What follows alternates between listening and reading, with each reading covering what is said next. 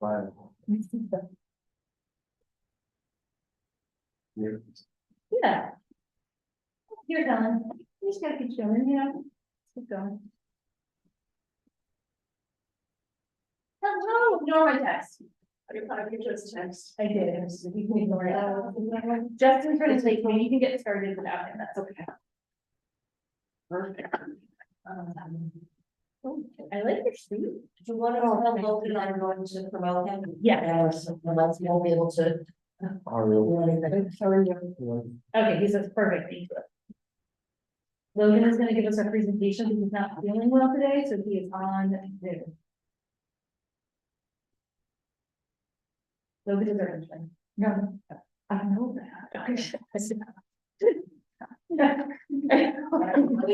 Yay! Okay, sorry. I'm too excited. I have Logan. I'm also excited because Logan is interning to make the conservative this summer, Oh, wow. but not for me. He's gonna be in the office. Yeah, we'll do it sometime. Just testing to make sure. Can you hear me? Yeah, I can hear you. Perfect. Hello. Hello, we're gonna get started just a sec. So sorry that I can't be there in person. I ended up getting sick yesterday, and I'll also apologize if I look like I'm sweating and or if I take sips of my hot tea during my presentation, just to clear my voice and such. For the record, I did tell him to come a different day. Well, if you're okay going against the board, we're okay. Yeah. Are you ready to kick off first? Ready? Okay. Oh. Yay, thank you. Awesome. So we are going to kick off. It is May 8th, and this is the Special Committee on the Environment and Resiliency.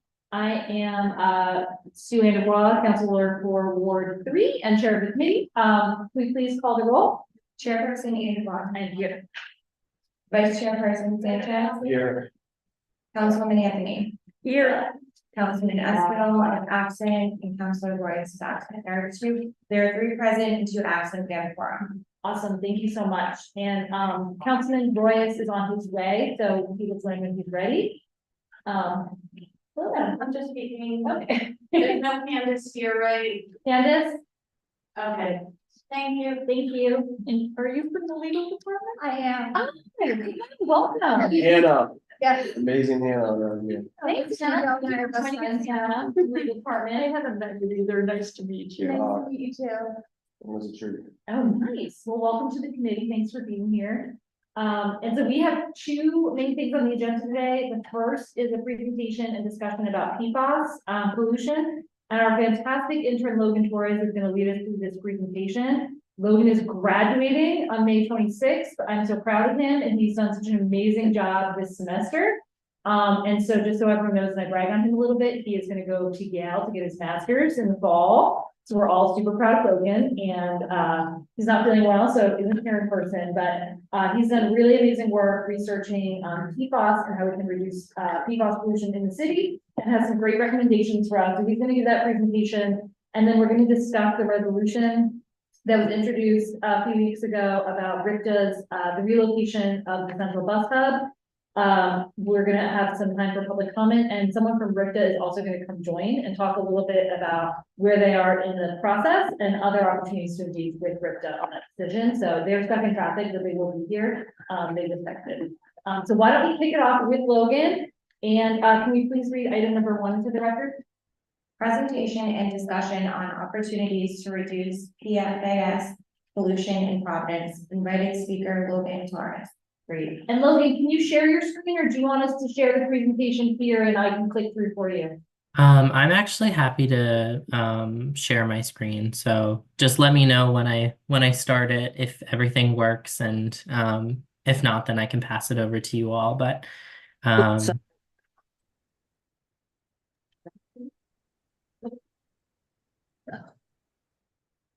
okay. Give me 1 second. I was trying to turn the volume down. Perfect. Take your time. Just let me know when I should start.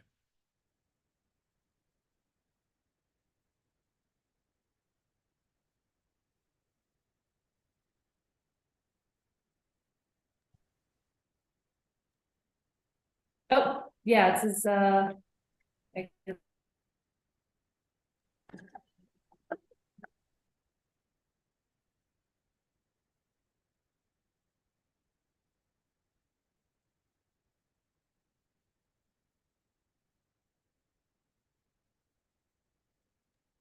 Logan, can you hear us? Now I can, yes. Oh, you can. Okay. We can't hear you. You can't hear me right now? Oh, he's gonna come in through you speakers. Logan, can you hear us? Oh, Yes. Now I can, yes. Oh, you can. Okay. We can't hear you. You can't hear me right now? Oh, he's gonna come in through you speakers.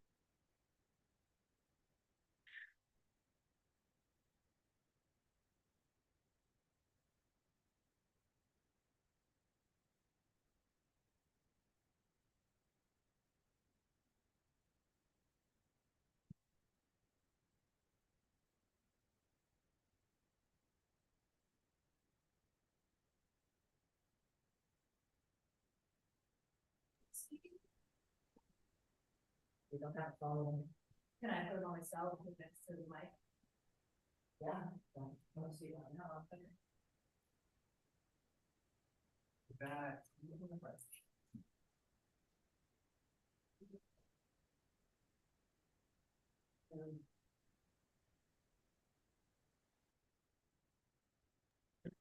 You did hear something, didn't you? Like, can you call the speaker at the stage, the echo canceling speakerphone? That sounds good. Logan, can you say something? Hello, can you hear me? Go ahead. We won't worry about volume. Nobody touch me. Okay, so if I'm good to start, first, thank you so much for the kind and warm introduction. I couldn't have done this internship as well without Councilwoman Anderbaugh's help, so I really appreciate being invited again to speak and concluding my second semester working with her. So I'm going to go ahead and share my screen now. Let me know if it works. I will go from the beginning. Okay. Does everything, can everyone see what I'm presenting? Yes, it was perfect. Okay, perfect. So, as Councilwoman Anderbaugh mentioned, today I'll be talking about the research that I've done on PFAS, and specifically PFAS policy throughout the nation that I think is relevant to Providence and what we can do. Okay. Keep going, Logan, sorry. No worries. Oh, okay. So just as a quick overview, I'll be going over what exactly PFAS is, and then there's three main themes that I discovered in my research that I think is relevant to Providence, which is PFAS in products, PFAS in remediation, and PFAS in city procurement. And I'll go over either one or two case studies within those three themes, and then end with recommendations based on those themes and what I see in Providence. So, for those who are unfamiliar with PFAS, PFAS stands for per and polyfluoroalkyl substances, which is a set of substances used in consumer products since around the 1950s. And this is included in a wide variety of items. So it's fire extinguishing foam, carpets for stain resistance, cookware for anti-sticking properties. A lot of household commercial products, cleaning products, etc., have per and polyfluoroalkyl substances. And the reason why in recent research we've been talking about PFAS is the associated health risks that have been discovered. So this is definitely not the full list, but some of the research shows that PFAS can impact your metabolism, your fertility, reduced fetal growth, increased risk of being overweight or obese, increased risk for some cancers, and reduced ability of the immune system to fight infections, among many other symptoms. And so this is very clearly a problem for individuals, but it's also a problem for wildlife. So the issue, similar to if you're familiar with the DDT crisis, the issue is bioaccumulation. So PFAS oftentimes bioaccumulates in water, and so that has impacts for human health and drinking water, but also for the wildlife that live in the water, and the wildlife that interacts in our ecosystem. So it's just not good for anyone. And like I mentioned, PFAS is this burgeoning area of research. So there's lots of new discoveries that are happening on the impacts on humans, wildlife, et cetera. So the reason why Councilwoman Anderbaugh tasked me on this, and I think why a lot of other councilors are interested in this issue, is that in the city of Providence, the presence of PFAS is generally unknown. Which is obviously a problem since we don't exactly know what Providence is fully dealing with. However, last night, so I apologize for not having a more detailed observance of the data, but I went through in collaboration with the purchasing office for fiscal year 2023 and looked at the closed POs that may contain PFAS. And so for one section of PFAS, of products or materials or processes that could involve PFAS is cleaning. And so I went through the list, and there's about $127,000 that the city spends on cleaning costs through these purchase orders that potentially could include PFAS. While I can't test exactly, since I don't have access to like detailed information about like what particular products they're purchasing, and have that detailed information, the potential is very large that the city is investing in items and using items that have PFAS. And this is a low estimate. There's an additional $338,000 within the tangential cleaning implications that could also have PFAS. So this is just one portion of the very large pie of the potential that Providence has to influence PFAS in the city. I have a question. Oh, yeah, Logan, we have a question from Councilwoman Anthony. Yeah, please go for it. Thanks, Logan. I'm just, can you just explain the additional cost with the tangential cleaning application? What exactly is that? Of course, yes. So on purchase orders, there's definition, there's like a business that they contract with. And so there are some that have the business that they contracted with saying like cleaning, etc., or like the business title includes cleaning, but the description isn't very detailed in what those cleaning costs were, and or it was a dual order, so it included something like installation and cleaning. So for example, there was a $300,000 purchase order for a specific company to put in I believe it was a water tank. So it included the installation fees as well as the cleaning fees that were associated with it. So I didn't include that in direct cleaning costs since obviously the entire $300,000 wouldn't necessarily be cleaning, but some portion of it would be. So I didn't want to add those numbers into the full estimated cost, but rather show it as an addendum of potential implications. Does that make sense? It does. I appreciate that. Of course. Real quick, because he spent all semester really trying to ferret out so many details from our procurement and purchasing that were like incredibly hard to have access to. So he was really diligent and really persistent with like contacting probably everybody who works at City Hall to like learn how to find even what we're buying and the environmental implication. So he spent a lot of time and effort on that process. And I do also have a paper write-up of all this, which I'll share with you after. Go ahead, Logan. I just had to say anything about you and how hard you work. Thank you. And like I mentioned, there's still so much information that I haven't had the chance to sort through because going through the full fiscal 2023 year of purchase orders that all departments put in is over thousands of entries. And so once again, I only chose a portion of the potential implications just to show how large this could potentially be, but there's still a lot more research that needs to be done about the presence of PFAS, and that's sort of the impetus for giving this presentation in the first place. So I also wanted to inform everyone of some of the city and state efforts that have already begun or have been passed. So first is the PFAS in Drinking Water, Groundwater, and Surface Waters Act. And this was passed in 2022, establishing an interim state standard of no more than 20 parts per trillion for a total of 6 types of PFAS strands. And for context, there's 15,000 strands of PFAS that have been identified that are in existence. So it only covers, a large portion of what PFAS production looks like with those 6 strands, but there's still tons of other research and strands that aren't covered under this. And then we also have the Toxic Packaging Reduction Act, which was also passed in 2022. And this prohibits, on the state level, prohibits food packaging to which PFAS has been intentionally added in any amount from being manufactured, knowingly sold, or distributed in Rhode Island as of January 1st, 2024.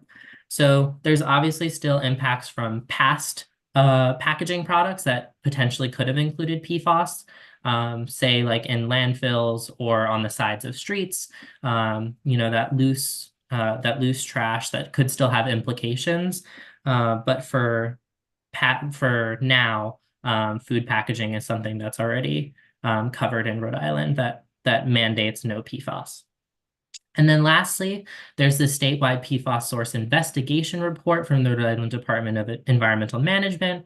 And that was a draft in November of 2023 as a follow-up of a lot of PFAS efforts within legislation, like I just mentioned previously, to try and mitigate large-scale PFAS pollution, particularly identifying the source. And so this includes identifications in Providence specifically, 3 sites, which I'll get into later, but the Field Point City Dump site, Gorham Textron Dump school site, and the Manton Avenue landfill.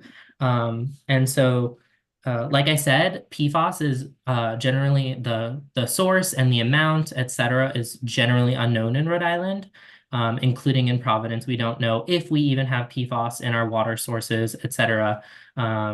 And if so, where it's coming from. But Rhode Island Department of Environmental Management identified those 3 sites as recommended to be tested for PFAS.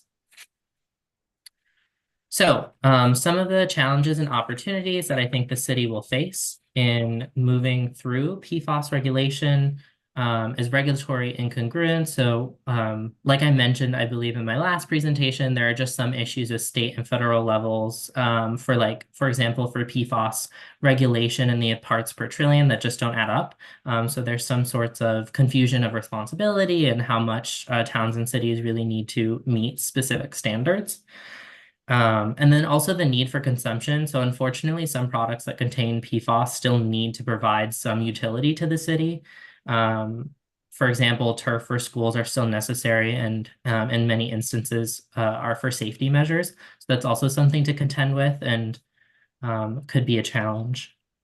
Oppositely, I think there's a lot of power that the city has in making this an opportunity.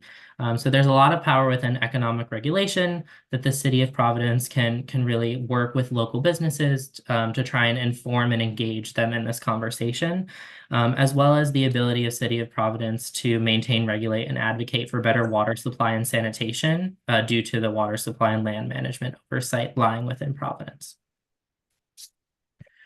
So just as a recap, for the themes that I'll be discussing, it's PFAS and products, which I'll get into 2 case studies, one in California and then one with the Washington Department of Ecology. Second is PFAS and remediation, and I'll get into a case study of Littleton, Massachusetts.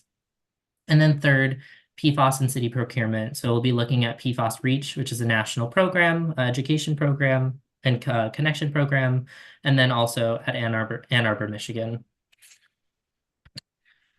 So for California, a bill number 1817 was introduced and passed that includes PFAS-free certification in textiles, and it also includes relevant and separate timelines for the enforcement, attention to details, and when they define products and textiles, explaining what that exactly means.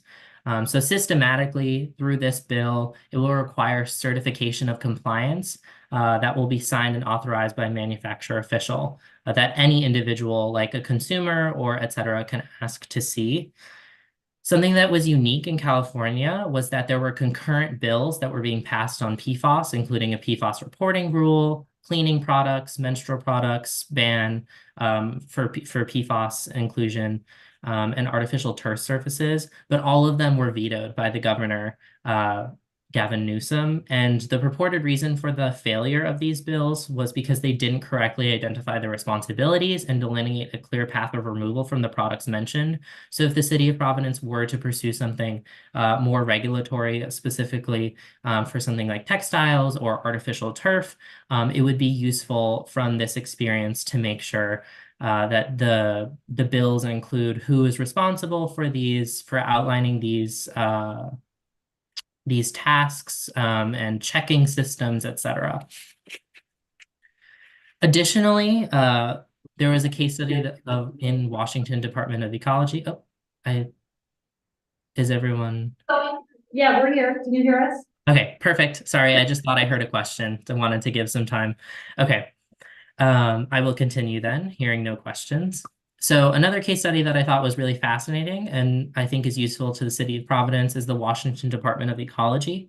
So as the beginning of a statewide effort to reduce PFAS, the Department of Ecology in Washington released a page for both public and private individuals on regulatory structures that Washington had passed and just general information about what researchers had found on per and polyfluoroalkyl substances. And a lot of the guides were parsimonious and it was simple on one website page. And there were many visuals, as you can see, hopefully you can see in some of the images that I put here.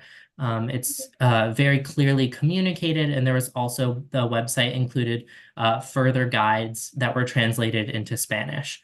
So it was also making sure that not just English-speaking individuals had access to this information, but everyone did, which I thought was very unique. So after going through these two case studies for PFAS and products, my first recommendation for the city that I believe is relatively simple and I think would be extremely useful would be to advertise PFAS consumption warnings and information. I think there are fantastic pages for PFAS information that the city of Providence can draw direct information from. For example, the Washington Department of Ecology. I don't have it linked here, but the page that I gathered all this information from is linked in my long proposal that Councilwoman Anderbaugh said she would send out to everyone. So just using resources like that to create just a simple PFAS PFAS information page for individuals to understand what PFAS is, since, like I mentioned a little bit before, it's a sort of new research topic. And then in addition, I think another way that the council can really push forward PFAS policy is just to pass a resolution to move any action forward. I think these might be the wrong slides. I apologize. I don't believe the city has actually passed a resolution. I had to correct that. As the resolution that I was looking at was on a statewide effort that they passed a resolution to support, but having a particular resolution on guaranteeing that the city will handle PFAS regulation on the city level versus any sort of statewide, et cetera. So committing the city to moving forward. Okay. So next, I want to dive into Littleton, Massachusetts, for talking about PFAS and remediation. So Littleton, Massachusetts is a town in Massachusetts and is overseen by the Massachusetts Department of Environmental, the Massachusetts Environmental Department of Environmental Protection and the EPA, the Environmental Protection Agency. And through these regulations, they required that cities follow a certain level, and this left Littleton needing to create a system for remediating their PFAS in the water supply to meet those standards. For the MDEP standards at that time, it was 20 parts per trillion. So in doing this, the city ended up spending $16 million on a project for remediation. Whereas the normal allocation for the water system was about $4 million per year. So obviously that's a significant increase to the normal yearly budget. There's also, so in the actual installation, there was four 20 4-foot tall steel tanks, which required 20 tons of activated charcoal. There was an extremely high cost of operations for the metal filtration system being $500,000 a year. And all of this ended with, and I believe still continues to be, to lead to an almost 30% increase in water bill rates for the residents. So I use this case study to, I thought it was interesting both because it was close to us and a lot of the standards that Massachusetts has for its water is similar to Rhode Island.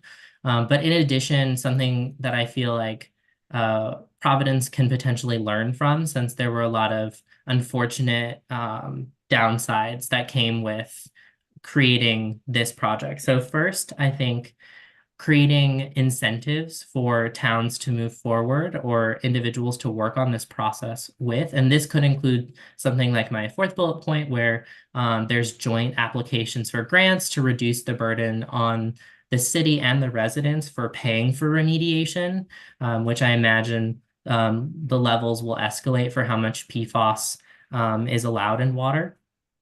In addition, I think from this case study, it was rushed. So having extra time for development and meeting deadlines is really important. This is not something, a $60 million project is not something you can turn around and do in, say, 6 months, although Littleton tried to meet those standards so they didn't get fined.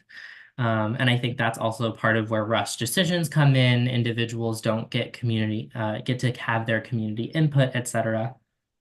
And then lastly, it's important that through all of these environmental goals that we recognize all of the work that Providence has done to support state standards like Act on Climate and city standards. So having carbon neutrality as the center, 20 tons of activated charcoal is not ideal.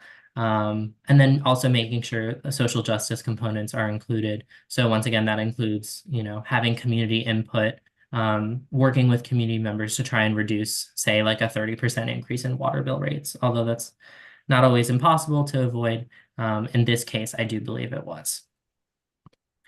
So, Councilor Sanchez has a question, Logan. Hey, Logan, thank you for the information so far. Just a quick question on that last slide. Where you mentioned that Massachusetts and the EPA forced towns to require PFAS at a certain level. Is that unique to Massachusetts, or is that happening, or has happened, or possibly happening in Rhode Island?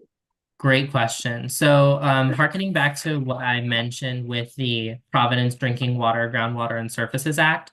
So, Providence is also held to the state standard of no more than 20 parts per trillion. So it's pretty on standard with Massachusetts as well.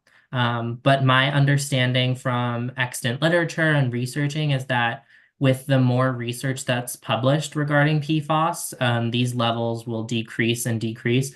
And from my personal opinion, having any sort of harmful chemicals in our water systems is just bad. Like our goal should just be nothing, like having 0 parts per trillion, having no PFAS. So, continually working towards that. But yes, there are standards in Rhode Island that pretty much match Massachusetts. We've been monitoring it. We don't know. Go ahead, Logan. Okay, perfect. So for after diving into extant literature and also sharing with you the case study, my recommendation for PFAS and remediation is first to work with the Narragansett Bay Commission to create something like a 10-year remediation plan for PFAS reduction in Providence water, and also to manage and monitor the technical advances in PFAS through mechanisms like EPA grants for PFAS remediation technology as it's released, and also joining the National PFAS Contamination Coalition. It's a group of cities and other nonprofits and groups that are trying to remediate PFAS and remove that from our water system. So connecting with individuals who are already hard at work, I think the city of Providence can really benefit from that and see how other cities work to create remediation plans and really emphasize the importance of removing this from our water. Also, just in general, some potential sources of funding and organizations that have funded PFAS remediation or projects like that, generally like water cleanliness is the Rhode Island Department of Environmental Management, EPA at large, and then also the Southeast New England program through the EPA. So those links are also in my handout, full debrief that Councilwoman Anderbaugh will share with all of you. And then in addition to that remediation plan, I think it's also important to understand how much PFAS is actually occurring in Providence and where it's coming from. So really taking the recommendation of the RIDEM report in November of 2023 for testing those three sites, the three sites that are listed on my presentation, and work towards researching whether or not PFAS is coming from those sources, and if they're getting into water systems. And so a partner that's within Rhode Island that actually has a federal grant to work on PFAS is the University of Rhode Island STEEP program, or Sources, Transport, Exposure, and Effects of PFAS. And they have $8 million of funding to do research on PFAS in Rhode Island. And so, you know, I think a partnership with this program could be a really great way for the city to save some financial resources, get some research experts, and be able to understand PFAS more in Providence. So lastly, Logan, I have a question. yeah. Do we know if Providence Water is testing their water at all for PFAS? I think they're not. That's a great question.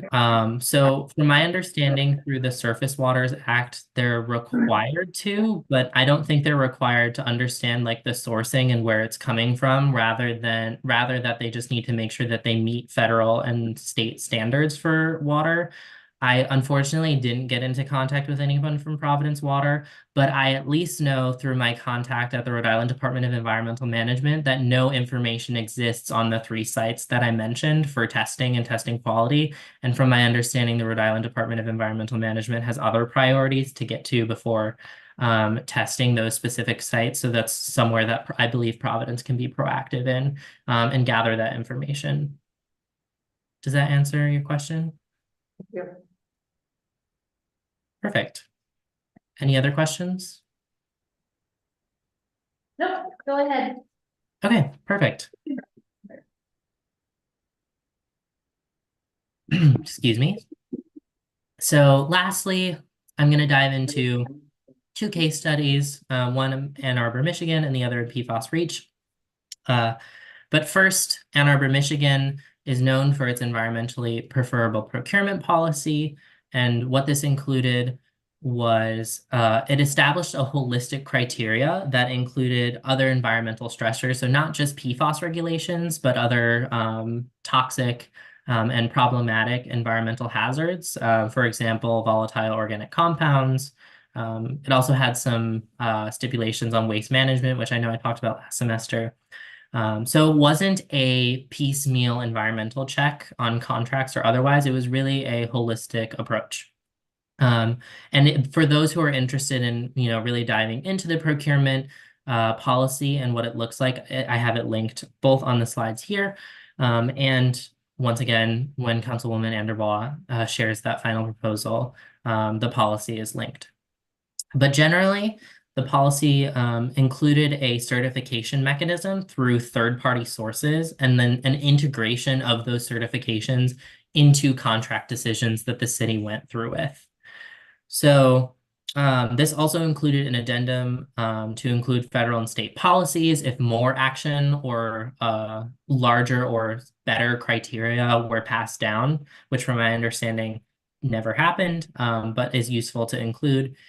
And once again, what I find in researching all of these policies and what have been successful, there's clear responsibility delineation.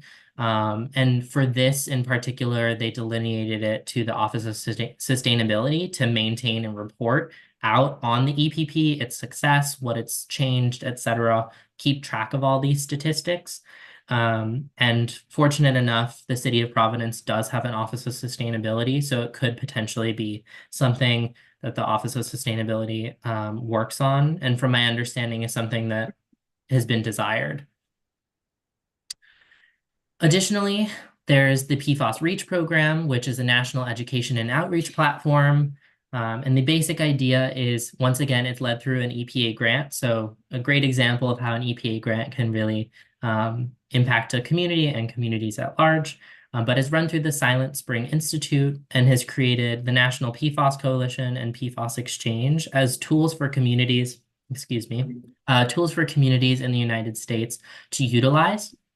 This program includes resources to connect with other communities through partnerships and has specific resources and analytical tools that governments can utilize to track PFAS contamination. So in conjunction with, example, working with the URI STEEP program, partnering or like understanding more about this PFAS exchange and the National PFAS Coalition could really improve this tracking and help the city understand more about PFAS and ways to effectively track and control it. So my recommendations for PFAS and city procurement is that the council potentially could mandate a citywide procurement policy of no PFAS, but I would say generally like an environmentally preferable procurement. So it wouldn't just be about PFAS, but other things that this council has discussed, other things that I've presented on, that other people have presented on, that would feel useful for the city to include in considerations for contracts and decisions that they make for where they give money to. And this would include relevant details of phase-out plans, alternative options for your more controversial items that may contain PFAS, like turf, and then also mechanisms for checking in on PFAS and how it's actually regulated. In addition, taking the data collected from my project, but also in future iterations of whoever works on this to really push forward this mandate. I think it's helpful, once again, that we have access to the fiscal year 2023 information for purchasing orders and can do a little bit of a deeper dive to really push for something like an environmental procurement policy and have more data to support that decision. And there's also the potential to use resources like PFAS-free option for fire foam to integrate those solutions into the proposal that's made. There's tons of great resources, all that will be linked on some that are linked on this presentation and the rest that are all linked on my full proposal. And then lastly, working with organizations like Greenscreen, which is a third-party certification site, to help this process and run a system that is obviously approved by the city. It could be a system similar to the Green Hospitality certification by RIDEM and built into the procurement policy to make that process appropriate. So I think that's it for me. I'm happy to take any questions, comments. Otherwise, thank you so much for listening to me. Thank you, Councilwoman Anderbois, for giving me this opportunity. I'm sad that this is my last day, and I'll also add that this is my last class. So this is the last final I'll ever take in college. So thank you for listening to me present. Yeah, finals next year. Well, in college, she's going to graduate. Yeah, Logan, thank you so much. It was amazing. And I'm not sure if Professor King is watching, but Logan got to do this through, this counted as course credit, that he got to work with us and do really great research. So I'll make sure that folks get his final report. He also did a really great report on the accomplishment, which I think I already sent, but I will resend since it's at the top of your inboxes. But he did great, and his faculty sponsor was Professor Dawn King. So really grateful to Dawn for helping us work with him like this. Any questions for Logan? Logan, thank you so much, not only for this, but all the work that you've helped this committee out, and we're definitely here to support you in any future endeavors. The only question I had was, is there any conversations at the State House that you might be aware of a bill that's similar to the one that was passed in California, because this kind of seems like that's like a really important, policy that really just shows us our commitment to addressing, some of these concerns. Yeah, that's a great question. So I'll first start with saying that the city of Providence actually created a resolution to support statewide efforts for PFAS, and I believe that produced the Toxic Packaging Reduction Act. However, from my understanding, the current PFAS bills are not moving through and haven't moved through. I say this from my experience. I also interned with Clean Water Action, and that was one of their priorities. And yeah, from my understanding, the state has not necessarily moved forward on any new PFAS. However, I think there are, some bills that cycle every year but haven't been passed. And from my conversations with those individuals leading the state efforts, the likability of them getting passed anytime soon is small, or limited, rather. So I think the city of Providence has a particular power in potentially moving forward and trying to create these systems to then move the state towards making those decisions. I think that might move the state to have more of an impetus if the, largest population center in Rhode Island is also following X, Y, and Z rules about PFAS regulation. Thank you, Logan. Any other questions for Logan? Awesome. We will let you go, Logan, because I know you are not feeling well and I don't want to make you hang on. You're welcome to stay on for the next portion, but you're not required to. And I will see you before you graduate because I have to give you some things. Those are gifts. And also for folks in the room, Logan in his last semester substantially helped us write the Vision Zero resolution that we co-adopted with the mayor. And so he just has done so much amazing work over the course of this school year. So really grateful to him, and not a lot of students graduate having written city policy, which is pretty amazing. So yay, Logan. Okay. Let's move on to the next, yeah. Oh, yeah, can I have a motion to enter this as an exhibit? Exhibit 1, so moved. Second. Excellent, all in favor? Aye. Any opposed? Excellent, thanks, everybody. And for folks who are in the room, there's copies if you want to learn more about what Logan just presented. It's also on the OPB. Can we please read item number 2 into the record? Resolution opposing the relocation of Rhode Island Center of Alcohol.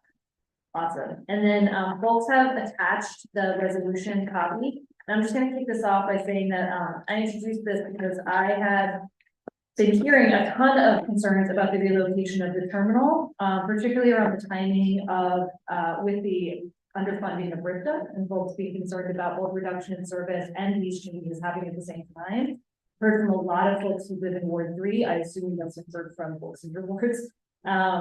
Who take the bus every day. They take the R line, they take the 1, and there's just a lot of concern about any sort of movement. But also folks had concerns about wanting an opportunity to have comments on the record, and that hadn't yet happened. And so I offered to have this time for record comments on the record. And also I'm really grateful because RIPTA, Sarah from RIPTA is here tonight as well. And RIPTA is holding a public meeting on May 13th, on Monday the 13th, which we can ask you more information about, so that everyone gets all that information, to share information about current proposals and also take public comment. So there'll be an opportunity to speak directly with RIPTA, but I'm really grateful that Sarah is here tonight as well. So before we have public comment, I would love if there's any comments from the committee, and we can edit this before we pass it as well. We don't have to pass it tonight.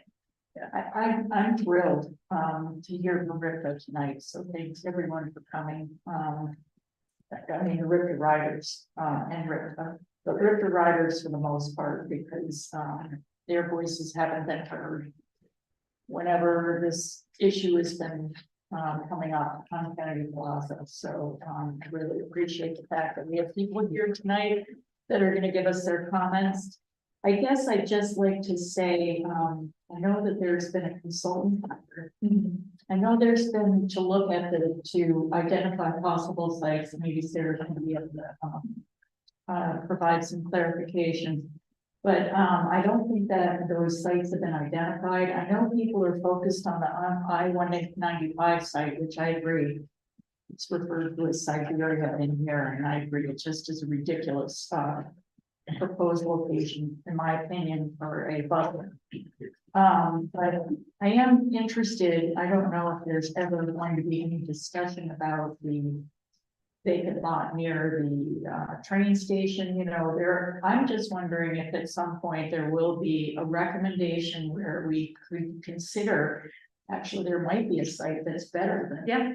Kennedy Plaza. So I guess I'm gonna say I'm eager to hear what the consultant says is a possibility, but I hear that there is a capital community center is that first may be considered, and I just am gonna be again looking to the writers to offer input on whatever the solutions are that are offered, so that we can hear from the writers as to whether that's any other site other than Siberia makes any sense at all. So I'm just happy that the writers are here.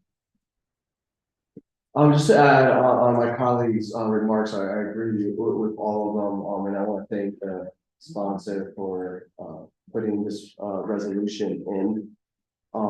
Although that there isn't a final determination yet, I think it's important as city officials to proactively be part of this conversation. Although we might not have any legal authority on where exactly it goes, we all represent communities here in Providence that use transit, public transportation, in this case, RIPTA. And history has shown us that a lot of those voices and concerns have been ignored or not heard. And just to put this out there on the record, another reason that I think we need to be having these conversations is that there's a lot of elected officials, the governor, the mayor, certain leaders in the General Assembly that are coming out in full support of this specifically proposed location already. So I think it's important that we elevate any possible concerns that writers, because most importantly, this is writers should be their choice, and it should be a decision that works for them as much as possible. But yeah, no, I just want to thank the sponsor, and the folks that came here to share their thoughts, because I think this is something that the council definitely needs to be active. I've said it a handful of times now as we move forward, not only with this specific issue, but some of the funding concerns as well. And also for the record, Councilman Boyce is here, just for the attendance. Sorry about that, I should have recognized you since you walked in. Any other comments or questions from the committee? Yeah. I just made a comment because my colleagues here who made the comments, so I feel left out. I guess I just want to say I'm certainly open to exploring other locations besides Siberia. I think Councilwoman Graves during one night made a comment about what's happening right now and the potential plan to move into Siberia. And she had said that Kennedy Plaza obviously is at the center of our city. And the symbolism of that is that being at the center of the city, Kennedy Plaza is everyone's Kennedy Plaza. And when you move that out the center, it feels like you're isolating a particular demographic. And that demographic that they assume that takes the bus are poor folks. And it's not just low income folks who might be homeless. That's the perception of the folks that the folks have, the folks that sort of work at the ivory towers of government. So I'll say that, but I think I look forward to seeing where this goes beyond Siberia. So. Thank you, Councilor. Any other comments or questions here?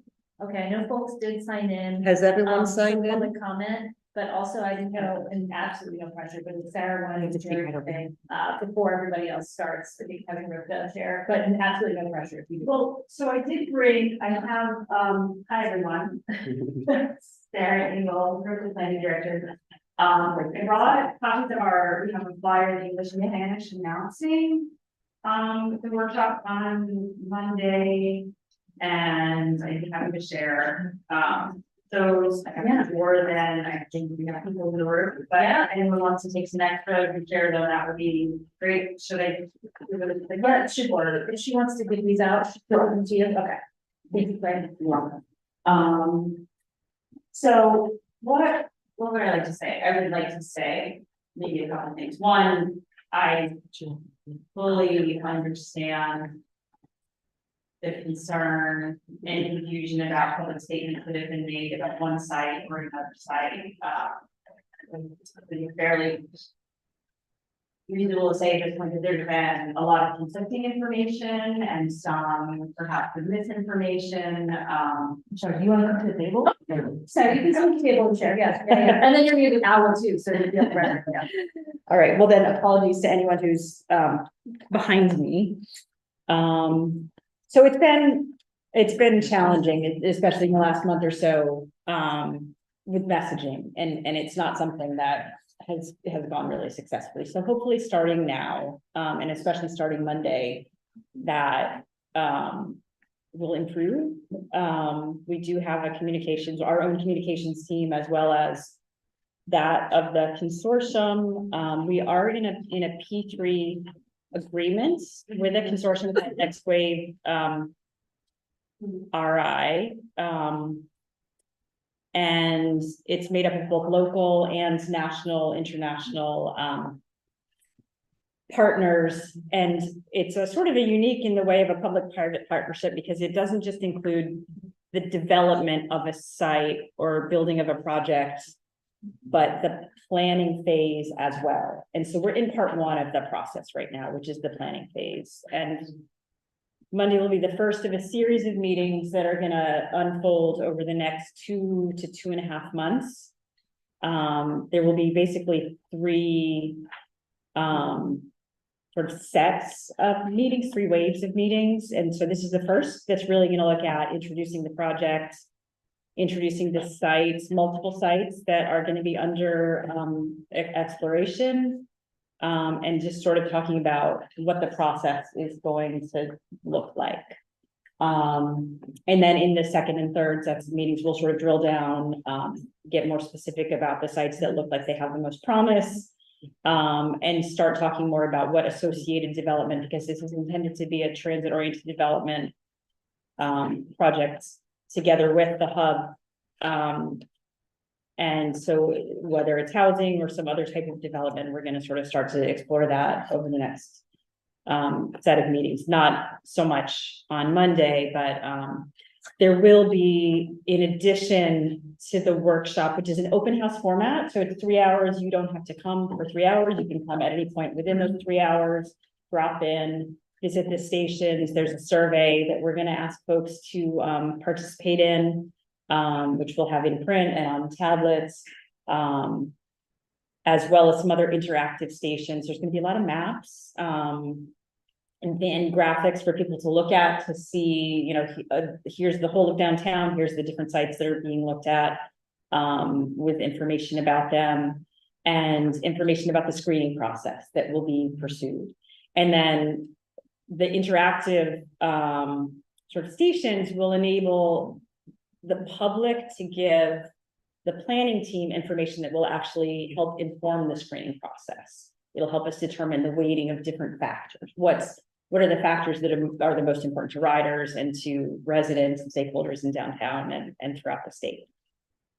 We also are going to be launching, so in addition to the survey, which will open on Monday, but will continue for at least a couple of weeks after that, we will have an updated website where folks will be able to go and see all of the materials and do some of the interactive things. If you can't come on Monday, that's okay. There's actually also going to be a virtual session that is not yet scheduled.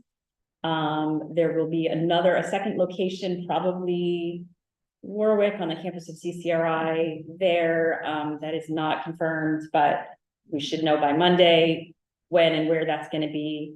The virtual session, and then you should be able to go onto the website and actually see all of the materials and do the survey and do the interactive exercises there as well. So we don't want to make this, you know, if you can't make it on Monday, then you're out of luck.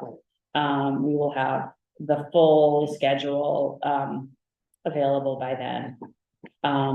So it has been late in coming to get to this point. All apologies for that. Again, I really understand that it's been a long road and sort of a frustrating one, but it really is not by design that we're trying to not have, hear the voices of riders or other interested parties. A little bit of a big ship, slow to turn, but hopefully we're getting there. Sarah, I appreciate you coming, and my question, I think I've asked you this, and I think you've said that you're doing a survey of your riders. So, yeah, what we'll actually be sharing, we've done two major surveys, one in 2016 and one in 2021, and we'll be doing our next one in October of this year, which will be unfortunately too late. So we're in procurement for it right now. It'll be too late to really directly inform the site selection, but we are going to be sharing some data from the 2021 survey and the 2016 survey that shows where people's destinations are and how they're using the system. So we are looking at the data that we do have from the surveys. Okay, I'm sorry, in 2021 is not during, this is during.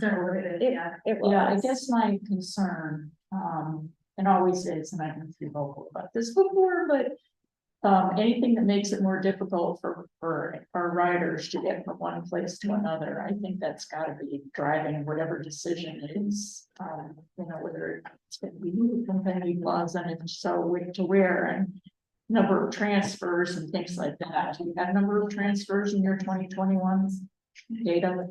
Yeah, and it's fairly consistent with 2016, which of course was considerably pre-COVID, and in both cases, it's roughly just a little below or above 50% of trips involve a transfer. And just so I'm clear, you'll use that data to inform site selection. So I'm assuming that you'll use that data to do some sort of report on how much easier or more difficult it is given what the site is that how, I just am trying to get a clear idea of how that survey is going to inform your work moving forward. Yeah, I guess a lot of the transfers are not directly related to where the hub is exactly. It's a complicated enough that I'm probably not super qualified to give you a great answer on that, but I do want to note that we will be asking folks to tell us, so in addition to the survey, all the data that we do have, and we don't just have the rider survey data, we have data from the fare boxes that shows where folks are boarding the bus and sort of how they're using the system. So we are working with that data as well.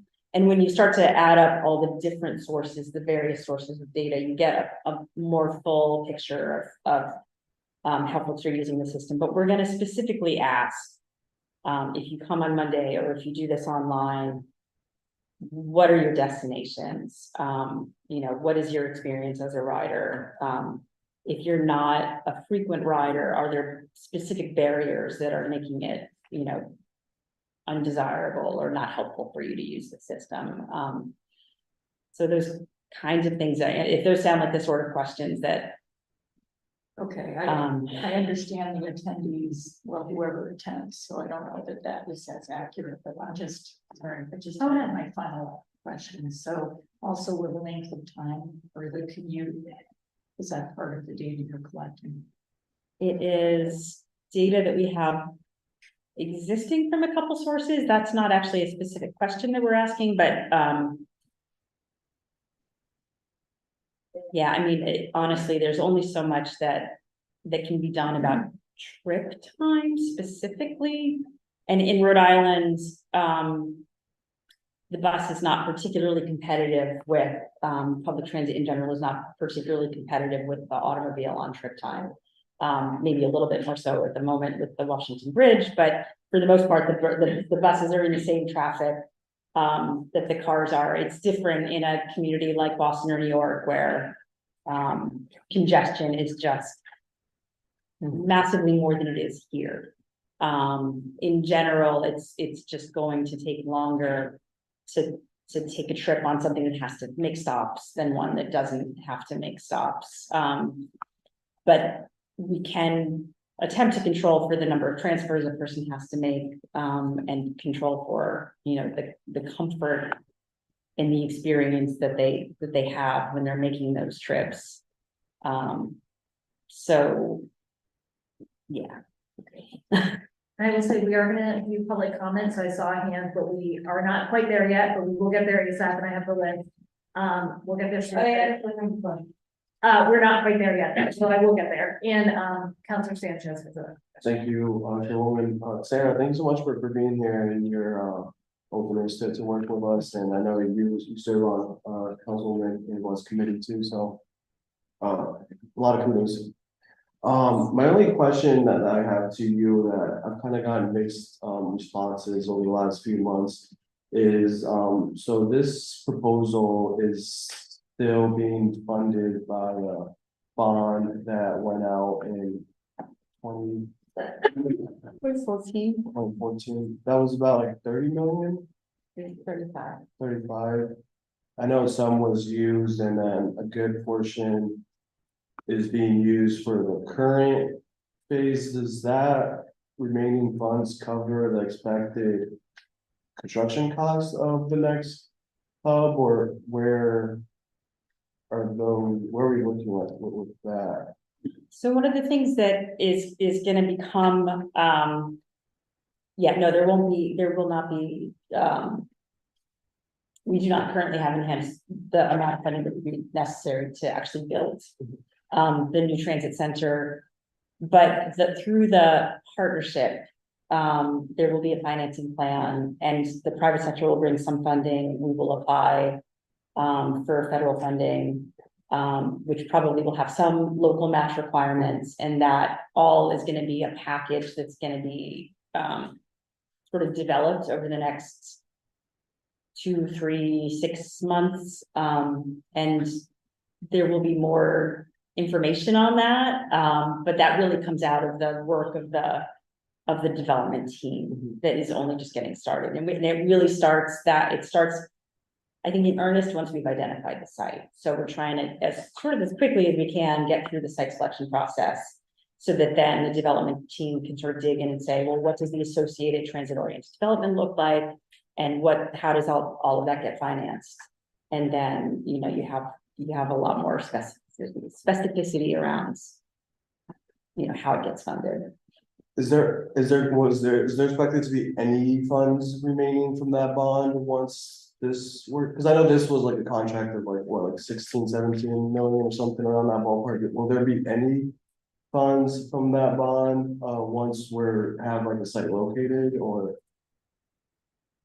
I'm honestly not the best person to ask that, because we have our financial folks on the team and I'm the planning person on the team, so I'm trying not to get. No, that makes sense. No, we don't want any misinformation out there. So I appreciate with honesty. Yeah, sorry. Yeah, you're okay. And Sarah, I have a final question before we go to questions or comments from the folks here, which are grateful people showed up. You mentioned that there'll be other meetings over the next 2.5 months. Where can people get the information about where the next meetings are coming from and fill out like surveys if they can attend meetings? So a few options are the website. Actually, if you go to riptech.com today, there is a transit center page where you can get information. I think sign up for updates. We publish periodic newsletters there that will have that information. So definitely signing up for email updates is one good way to do it. Periodically checking in on that website, I think, is one way to do it. Keeping an eye on the news and social media, that stuff we're going to be pushing out. We'll be flyering for any major event. We'll do that. Information is going to be posted on the buses, on screens on the buses. So I think those are probably the top ways, I think. Okay. So anyone who you know is an email sort of person should be able to sign up for updates that will come in advance of, you know, the meeting information. Sarah and Councilman Morris. Yeah, going back to the survey component of this. And I haven't had my third cup of coffee yet, so I might be For the record, it's 6:30 p.m. yeah, well, it's so we're surveying, we're using old survey data. And that survey data is being used to figure out if there are certain locations that are preferable. Is that kind of what, actually, let me just ask, I guess, plainly, what is that survey data being used for? Right, so in terms of identifying the potential sites, that is not coming from survey data, that's coming from where is there available land, where there are available sites. And so there's been a scan of the region, and availability is definitely a piece of it. And then suitability is a piece of it, and this will be laid out in better detail than I'm gonna be able to convey sitting here right now, but what appears, might be available and might work for transit and might furthermore work for transit oriented development, what is located within the ballpark of key destinations. What the survey and the fare box data and any other data that we pull in, we're actually also looking at cell phone data. So how people move throughout the state and the world, like there are data sets available. I hate to say this, like my phone and other people's phones, it's captured and it's mappable. And so it's those types of things just show you on any given day, whether on the bus or in any mode, walking, biking, driving, where people are going, coming and going. And that is just helpful to know, kind of to have a better understanding of sort of activity in and around downtown, since downtown is generally our focus. It doesn't necessarily say this is an available site, or the site is too big or too small or weirdly configured, but it does say this is where people are going. And we know from multiple data sources that people are going to the hospitals, they're going to the train station, they're going to the courthouse, they're going to them all. And so it's not any one source necessarily, but when you again look at them together, it sort of validates that there are certain things that kind of recur. And that helps you then to know if there's land available here or here or here, and these are places that people, and the fare box data and the cell phone data are not old. Our last onboard survey was in 2021. But the other data sources that we're looking at are very up to date. And that's why we try to look at multiple things together, because to look at any one thing, you have to have a higher degree of skepticism than if you start to see patterns across multiple information sources. And that's why we're going to invite people to come and to look at what we're presenting and to just give it a sniff test, right? Like, if this does not look like your reality, then you need to tell us and we need to listen. Hopefully there will be a feedback loop that will help us continue to validate and sort of zero in on what's real and what's important, and from there to start making decisions, and then to say, these are some preliminary thoughts, are we on the right track? Any other questions from committee members before we open up to the public? Thank you so much, Sarah, for answering questions too. Of course. Totally amazing of you. And do we need to put this in the record? If you do put them in, we can put them on the portal. Okay, great. Can I have a motion to make these exhibit 2? Second. All in favor? Aye. Any opposed? Awesome, so we'll put these up, and then, oh yeah, I have the public comment list. We're gonna go through this, and then if anyone didn't sign up, we can do that at the end. And when you give comment, if you could just say your name, full name clearly for the record. So I would say Sue Anderbois and my address, which is 165 5th Street. So that's helpful for the record, so we know that you're from the district. Or, you're welcome to testify either way. But your full name. So we have Dorothy H. Hi. Oh, hop on up. You're welcome to come sit at the table if you want. Or not, you can say where you are if that's more comfortable, but just say your name first. My name is Dorothy Hetherington, the COROTHY, HETHERING. I'm not gonna get my address. My question is for the representative. By the way she's talking, it sounds like there's a foregone conclusion that the bus hub is moving. I thought, I was under the impression that public comment would help either make the choice of removing the bus hub or, building a new one. I'm personally against it. Mainly due to the fact that half my trips are to Canyon Plaza. My bank is literally, the Bank of America at Canyon Plaza. My post office is a post office, literally across the park. I come here, I go to any of the three, courthouses around here that I can walk to. I have mobility issues. I do not like the idea of having to take a transfer from, my home to a bus hub and then to another transfer just to get here. Yeah. I mean, the councilwoman described the primary location that they're discussing as the new bus hub as Siberia. That's daunting. As a disabled woman, that is daunting. Another discussion is an indoor bus hub. When have we decided to come to New York? I do not want to live in New York.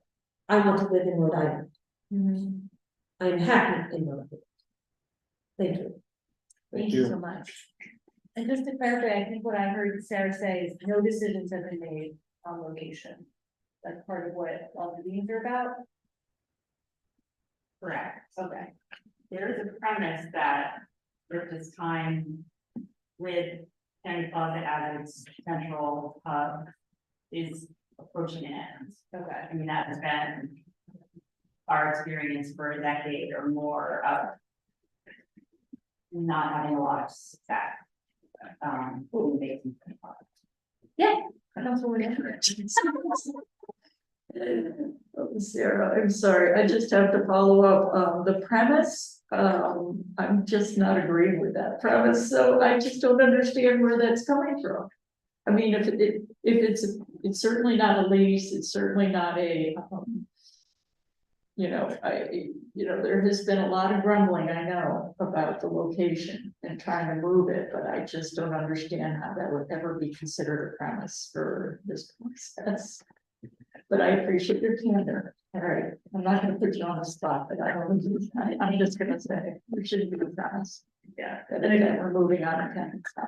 Yeah. I think that's why a lot of folks have been reaching out. The next person is Peter Catanzaro. Here, Oh, yeah. okay, I'll stay right here. If you say your name again, consider. Catanzaro, CATANZARO. And I can give you like a real, I guess, what I think is going on right now. Up until 3 or 4 months ago, I hadn't ridden the bus in 50 years. And just a few months ago, I came home. I'm staying at the shelter right now. It's open doors, it's okay. And I see those borrowers go by every minute. Yeah. So if you're looking for a survey, study that. We talked about that. Yeah, right, yeah. Study that. I mean, you gotta, I think I mentioned something on a wall. You're gonna send all the dollars to the wall. No, there's gonna be a public meeting probably. There's gonna be one at the AMP or formerly the. But, like I said, I ride these things and, I said, just get the whole thing on Facebook, just clean it up, stop at the front of this building right there. Whatever they do these days, sandblasting or whatever they do, clean this right here and just go that direction. Go east. And the buses, they could look a lot better. I used to be bus, I don't know, what do you call them, charter buses, whatever they are. The ones that come in from out of town. They're beautiful, they're like, the traffic is 4 hours. I mean, they're gorgeous. Why does paid? All this paid. Yeah. Why can't you make a Richter bus look like that? Find some graphic artists And figure out how to make it possible, and figure out ways, but it's make it look natural, the trees like the park, make it look like the park. And paint the same, coordinate the color of the, you know, of the stage, the hub with the bus, make everything look good. And, and the most important thing, take about 10 pounds of air out of the tire. I know, I realize, I didn't been on a bus lately. Yeah. It's a true transport. The 40s, right, I think those are probably more comfortable.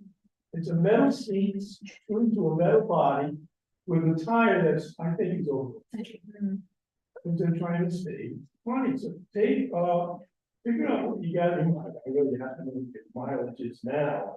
And then take 10 pounds out of the side, then you see how the difference, how bad it is. I mean, it's probably gonna be bad back here, but it's gonna be a lot cheaper than building somewhere. You know, and so they don't need some paint and some extra fuel. And I think if you treat people a little more truly, I think, and then clean it up, and I think the place is gonna attract nicer, better people, you know, better. People are more healthy about their outlook. Instead of just sitting in that thing, rapping, I mean, I have to hold my ears. You can control that place. I think they wanted to make it look bad, so, well, I'm not trying to decide. All right, I agree, yeah. I think they're just trying to make it more overwhelming, so don't move. And I don't think it has to be, I think it can be a beautiful place. And fix the park, I know when they did that, I couldn't understand it, it took me a week to figure out why they put the buses on the other side of the park. And I really believe it's to make it some kind of a commercial thing, you can't demonstrate it, somehow they'll come up and say this is commerce. Right before that, the old slept in, remember they had that, what do they call that? Occupied. And I don't think you could ever have anything like that now, because you've got walkways over there. But now it's all dirt paths, they ruined that park. And if they're gonna cancel some lines, then the space they gain, take those buses back to the terminal, leave the park alone, and restore that too. That's okay, that's. One more thing, if you are, this is something nobody else is gonna notice, you won't notice, unless you're in my situation. And I have passed, thank God, it took me out of the home to get it passed. But if you're in a homeless shelter and you don't have any money, and you don't have a pass, you're either sitting there all day, or you're in a shelter where they kick you out at 7 o'clock. Sorry, you're so correct. I just had a conversation about this before coming here. Well, I don't wanna change topics, but it's a serious situation that I'm sorry, I'm going tangent, Chair. don't- Yeah, Yeah, because people, I come back, I feel so guilty, because I can just go anywhere I want, I'm trying to get my life together, I gotta go here, I gotta go there. And I come back and there's people with their heads on the table, a lot of them, you know, it's stuff, or, you know, whatever you wanna call it, they're going, and I can go that direction. I'm talking about me, my feet are swollen, because I'm sleeping at a table. Yeah. And I have to leave right now because we have an auction, not an auction, we have a, raffle every night to see who gets the beds that are available, and if you don't get a bed, you have to sit at a table, put your head on the table, I'm a little tall for that. So I basically don't sleep. Oh, sorry. And, so it's cute, it's cute, and I don't want to go to an injection, I don't take any medicine, and drugs or anything, I don't want to go there. So that's it, I feel sorry for them, that just laying sitting there all day, because don't have the 2 hours. To take a bus station at least, and then, you know, keep track of it. You know, if the guy's not living in a shelter anymore, okay, it's done, okay, you just stop the pass. But let them have a pass, so we can get out and do what they gotta do. Yeah, thank you so much, Peter, thank you for helping out. That's it, pass, air in the top, air out. Air in the tires, yeah. Oh, look, am I kidding? Yeah. I can sit on this, Yeah. you know, and it's the nice thing, I can't believe this is a miracle on this. So it's, you know, you can't find phones. Yeah. It looks nice. Okay. But Or pushing foam on the seat, I'm supposed to do the seats. Everybody says, oh, you can't, supposed to be good, clean the thing. Come on, we always had upholstery on seats. You know, you got vinyl, you just hose it off, whatever you want. Or put something like that. That's, I'm talking from a guy who's been in the normal way and now he's there. And we need to keep those guys this, come on. Yeah. Not push them off in Siberia. It's the opposite. Get them healthy, get them thinking straight. So they can learn how to live a normal life. Yeah. Thank you so much, Peter. I really appreciate coming out for your thoughts. Listen, and I gotta take over, I gotta get a bus. Yeah, yeah, thank you. Yeah, can I walk you out? Oh, sure. Oh, no, thank you, Justin. Greg. Say your name, Greg. So, yeah. I'm Greg Garrett, I live at 37 6th Street. First thing I want to say is that anybody who doesn't have one of these or the equivalent should not be making the decision on where the bus stop is. I mean, the only people who really should have any say in this matter are the people who ride the bus. I don't ride it that much, though, as I get older, you know, and I don't move as fast. Sometimes I gotta do that just to get around the city faster. But, you know, the bus system should be for the riders. I mean, we have a situation where the real estate developers in the city have a lot more power than anybody else. And, considering that how much subsidy real estate gets in this town, in other words, they're the ones with their hands out and they have access to the public till all the time. And then they try to tell us the policy. And we've had to tell them off before. And, you know, specifically, let's think about the history of cities. The history of cities is that people get thrown out of the countryside when they lose their farmland. And they end up in cities. And they have ended up in cities for 7,000 years. And cities, because they are the only place that people who don't own land can go, you know, we try to treat them like dirt. And we can't afford to do that anymore.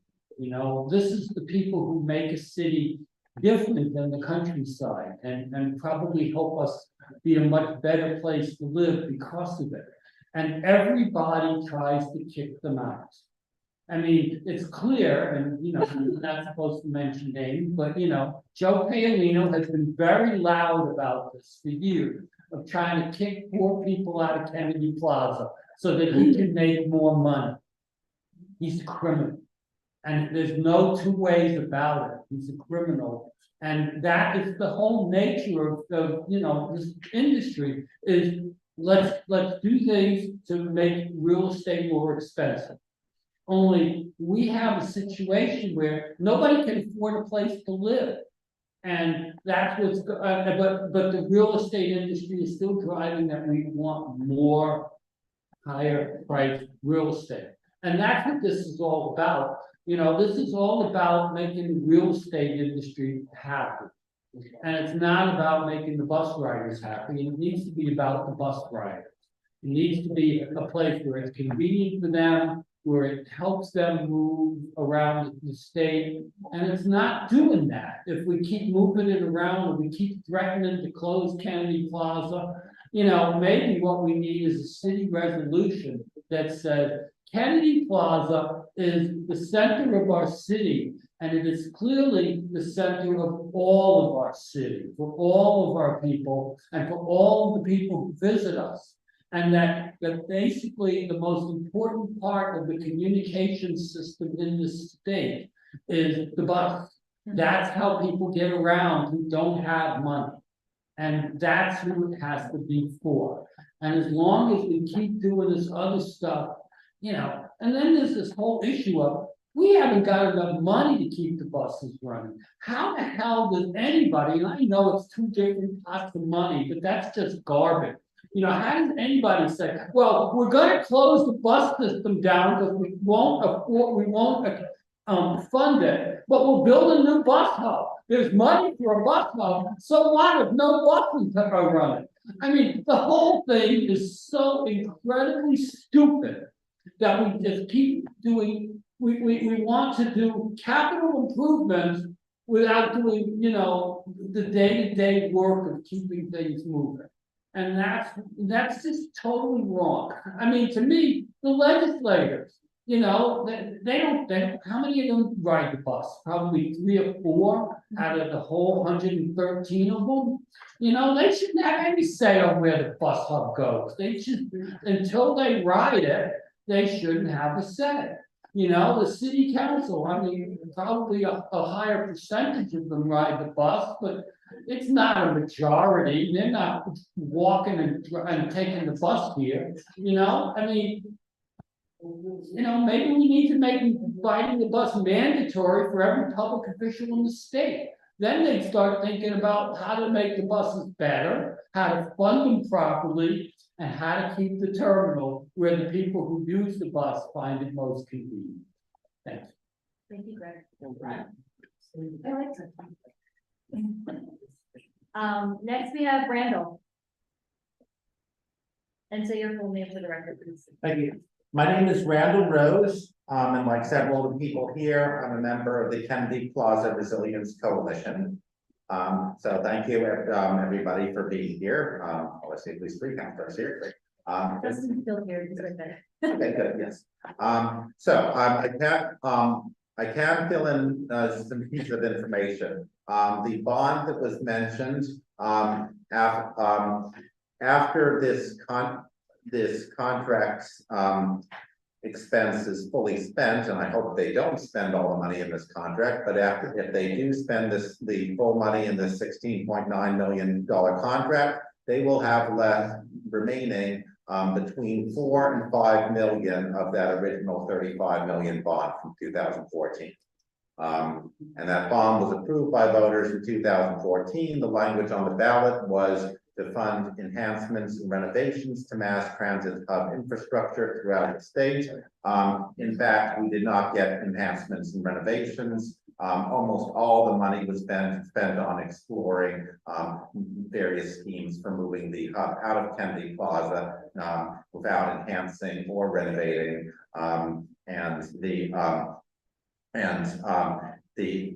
As the question implied, having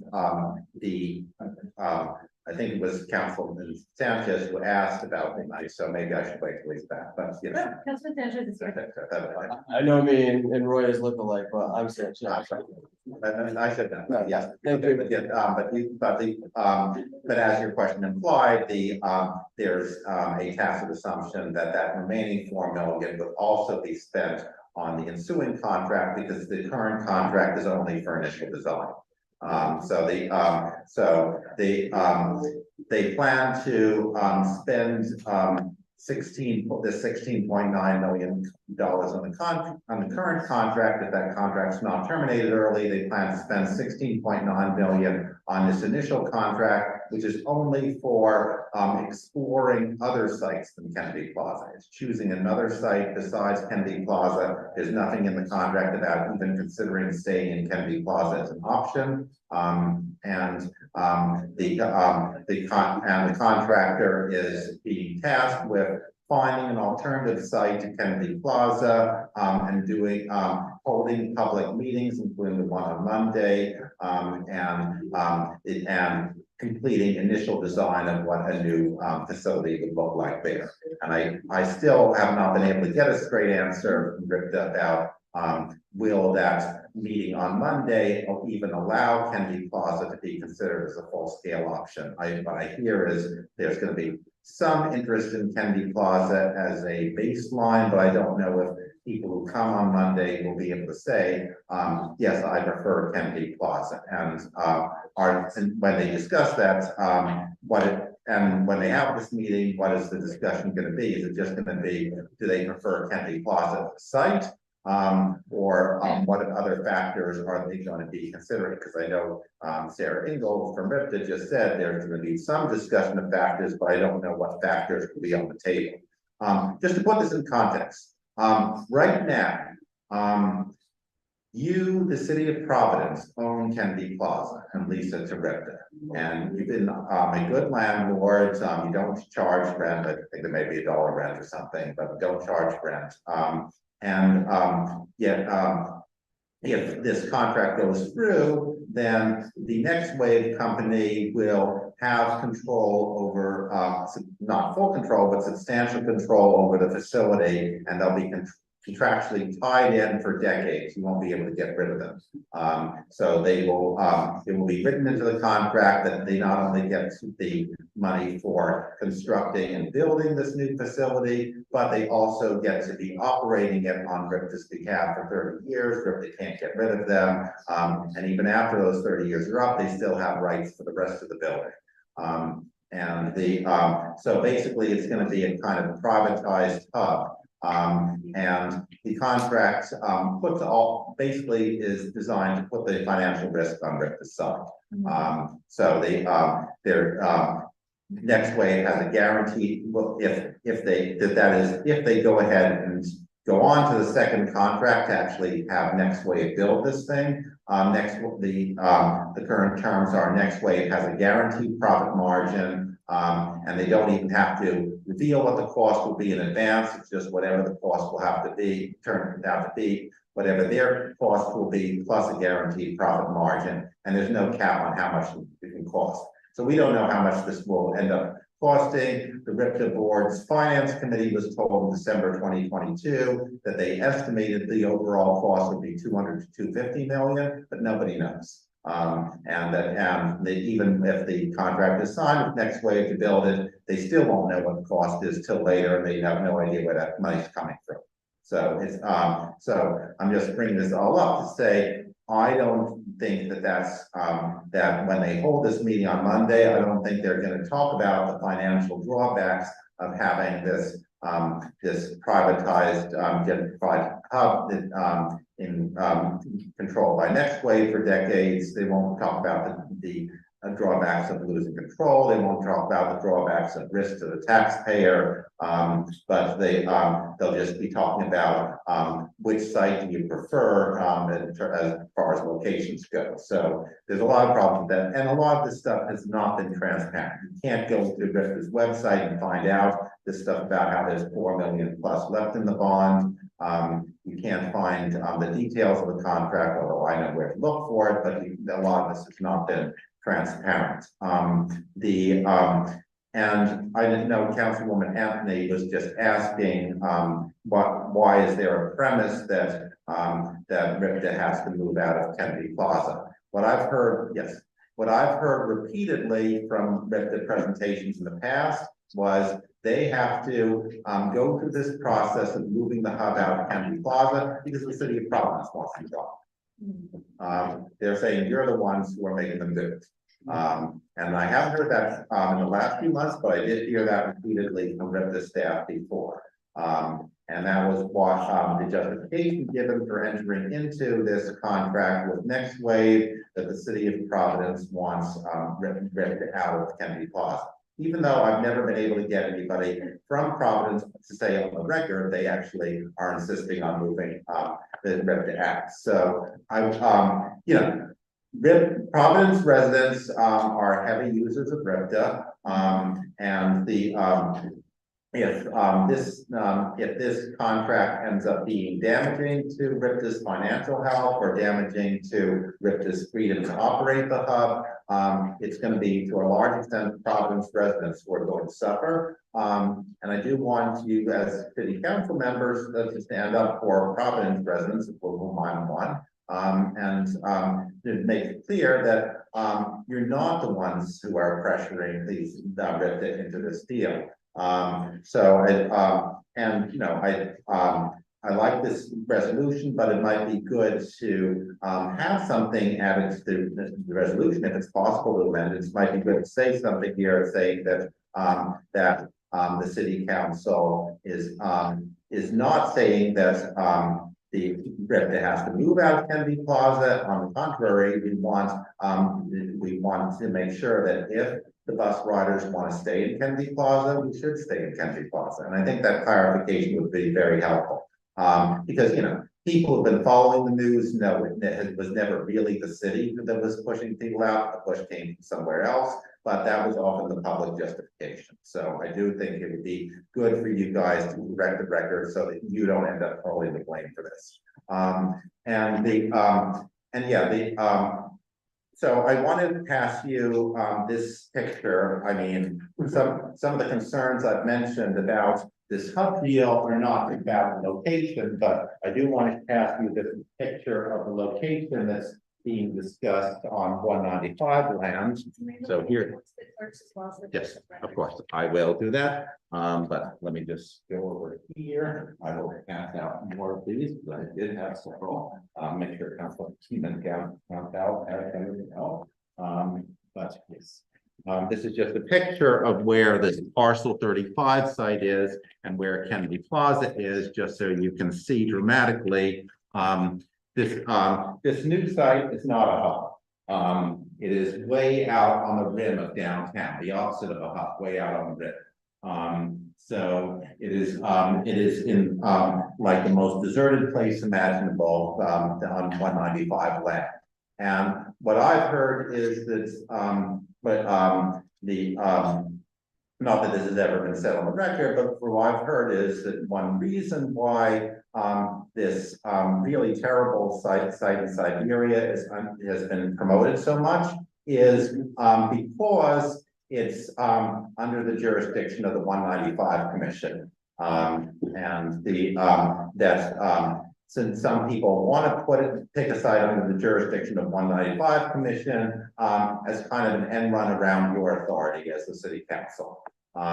So it is, and I think it's good that if you pass this resolution saying how terrible this is, because I think you should have a say as representatives of the people of Providence. I think you should have a say in this kind of site and what site is chosen and whether there should be a move at all. But instead the approach has been to blame you for the move and not give you any say in it. And that's just wrong. So I think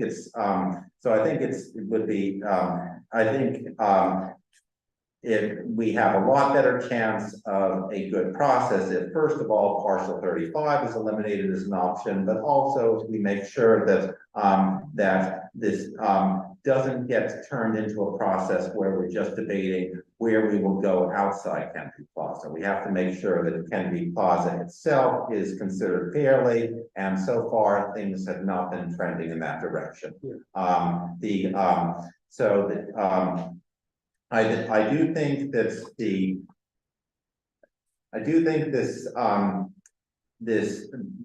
there has been considerable neglect of Kennedy Plaza. I can say now because the CEO was just fired.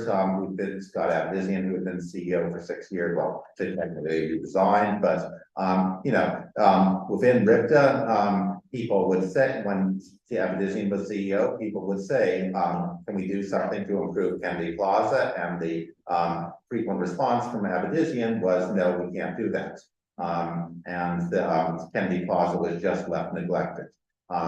And I don't have any official word on, I mean, they did some work, but on the whole, there people in RIP that were frustrated that they were asking to fix up Kennedy Plaza, and Abdizian would often say no to that.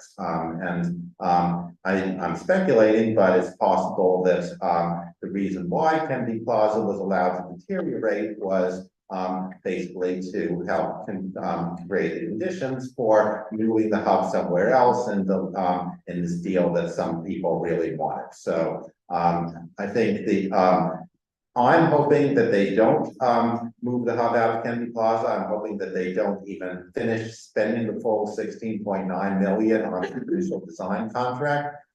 Because if they don't spend that money on that, then the bond money from 2014, the remaining bond money can be used to actually do the purpose that was told to voters. Voters were told on the ballot it would be for enhancement and renovation of mass transit hub and infrastructure throughout the state. Let's use some of that money to fix up Kennedy Plaza.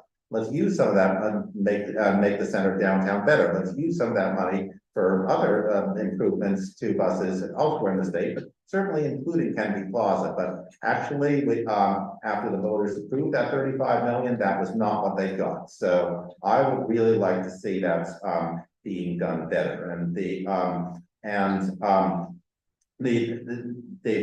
you've been told that, I mean, the excuse that has been used for this is that it's going to generate transit-oriented development, that moving the hub is going to generate transit-oriented development. But let's think about what the concept of transit-oriented development means. It means that you want to make sure that development is aligned with public transit. The public transit is going to places that serve where people are. People live near public transit. People work near public transit, or public transit goes near where people live and work. The best example of transit-oriented development in the state is the fact that our central bus hub is in the center of downtown Providence, which is where people want to go. And that's the best example of transit-oriented development throughout the whole state, because most of the people who get off in the bus in Kennedy Plaza are not there to change buses. They're not there to transfer. They're there because they want to go to the center of downtown Providence, to all the attractions and destinations there. And if you move the hub way out on the rim or somewhere else, that's transit-oriented de-development. It means you lose the. It means that the bus riding population of the state, and particularly in Providence, loses the convenience of having a hub right there. And yeah, maybe if you built a new place down here with some floors of apartment buildings, it might be convenient for those small number of people who live there, but not convenient for people in most parts of the city, and not convenient for people in most parts of the state. So on the whole, even though on paper there's a little transit-oriented development benefit, it's mostly a loss to transit-oriented development. And I think that's important to keep in mind. So I do really welcome the fact that you're doing this, and I think that I hope that this will not be the only time that the city council weighs in on this. I think the city council has a great opportunity here to actually stand up for the people of Providence and actually make sure that you have a voice for responsibility here, and for making sure that it's something that actually makes sense in transit terms. And, you know, I know that people in RIPTA are under pressure. I'm not blaming anybody in RIPTA. I know they are under pressure to back this deal, because it's about their pay grade, but this deal was never, this idea of moving the hub was never done on the transit merits. I mean, I think some people in RIPTA may have honestly gotten the impression that the city of Providence wanted the bus hub moved, but I don't think the elected officials ever really wanted that, certainly not on the city council. And I think it's good for the city council to make their voice clear on that and create the space for a solution that actually makes sense for the bus riders in Providence. So thank you. Thank you so much, man. Thank you, Rena. Yeah. I know you have to go, but thank you so much. I'm so sorry, I have to go pick up my daughter. I appreciate you for holding this in role. Thank you. I'll see you on Monday. Yeah, thank you. Yes. Thank you. Sarah and I. Is that like you piece of land? Yeah, we eligible to be in the state. It's just that And, Broad Street. Should we enter this as a record, quick? Up to you.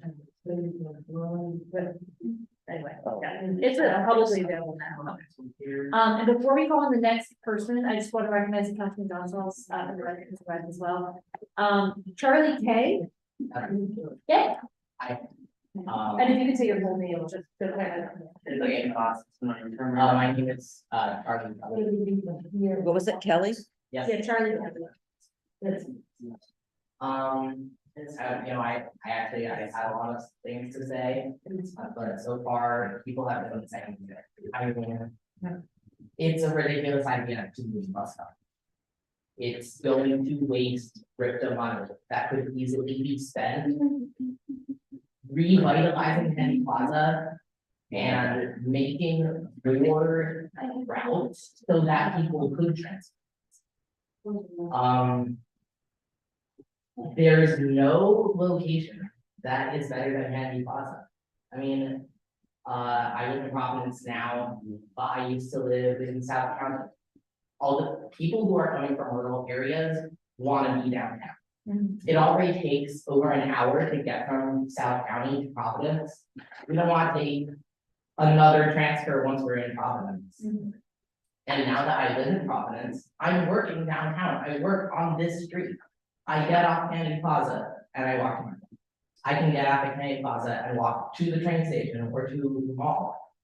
And like, it's, there's just like no better place that Kennedy Plaza can be.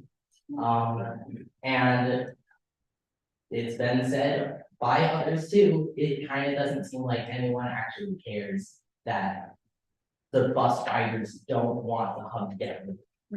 I mean, the person who was sitting here from RIPTA literally said that the surveys that they're going to take on Monday is gonna have no effect on whether or not they do that. No, the survey's on Monday, well, the survey in October won't. Yeah, right? Yeah, October surveys are gonna be too late, but the ones on Monday are meant to impact the decision. I just wanted to say that, yeah. I heard Randall ask Sarah if there was going to be Kennedy Plaza listed on one of the hubs, and Sarah said, I don't think we should talk about that right now. And also that one of the ways that they're finding data is by like cell phones and GPS. Like, that's not our opinions, that's where we're going. Okay, like, just because I might end up somewhere that's not downtown doesn't mean that I don't want the bus hub to be in downtown. And also it's pretty obvious how pockets are getting money. Because again, we've been saying no with it. And people who own these buildings around us don't want it there. Those are the people who are lining the pockets of the people in RIPTA, you know, and there's the only way that we're going to get what we want is if we address that issue. You know, the issue that people who are riding the bus do not have any power as long as people in RIPTA don't care. You know, they're not going to care unless it negatively affects them that the bus hub is gonna get moved. So that's my. Thank you, Carolyn, appreciate it. Maurice? I might be misreading the name. Yeah, it's not Maria. Maria, oh, sorry, I'm like. No, I think it's even worse. Somebody thought my lesson was anger balls. I'm sorry, I gotta go, I have. Please, Maria, continue. Yes, so yeah, my name is Maria Dacos, DIAKOS. Yeah, so I've heard, you know, on a personal note, I'm here because sort of, you know, I have to get to work with the by getting the Kennedy Plaza, right? You know, I was living in Providence before, now living in Cranston. The commute's a bit of a, you know, it can be a little rough, you know, the move, somebody moving it a couple of blocks, right? I know where the Siberia option is. There's another option, and I'm not too sure where it is, but they say it's close, and it's a better option, right? And it's happening with where, you know, Bizarre sends, like, you know, criminals, right? That's like, okay, well then that's like the obvious answer that I guess if people are trying to make it seem like that's the solution. Even that's gonna add a couple more minutes to my commute, or I might have to take a transfer, right? And that's gonna cause a lot of difference, right? So, you know, Kennedy Plaza first, right? And, you know, as the gentleman who's sitting next to me was saying that, you know, he was stressing a lot of the issues, right? The issues with the bus, the issues just like what's going on in Community Plaza, right? It has nothing to do with location of the bus stop, right? It has everything to do with like a lot of other like issues of our society, right? that, you know, people are just like, you know, certain individuals are trying to be like, oh, that's the issue, the bus stop, right? If you move the bus stop, that's gonna fix all the issues, right? But no, it's clearly an issue of poverty, it's clearly an issue of infrastructure, it's clearly an issue of, you know, Providence, a lot of people, issues with people who are homeless, people who are vulnerable, people who are with substance abuse issues, you know, and it's just like, instead of like, let's focus on how to fix those issues to help these folks get back on their feet. It's, no, let's move the bus up, right? I like my, Charlie was saying this earlier, every, decision-making process that Richard is trying to make it seem like, oh, actually, the community really, really wants this, it's not like, are we asking straight up? It's always like, let's have a workshop and then not have like, let's not talk about it, what the option that you want is gonna be on there. Let's, we're gonna do research, and by do research, we're not gonna ask people where they wanna be. We're gonna like stop them to the cell phones.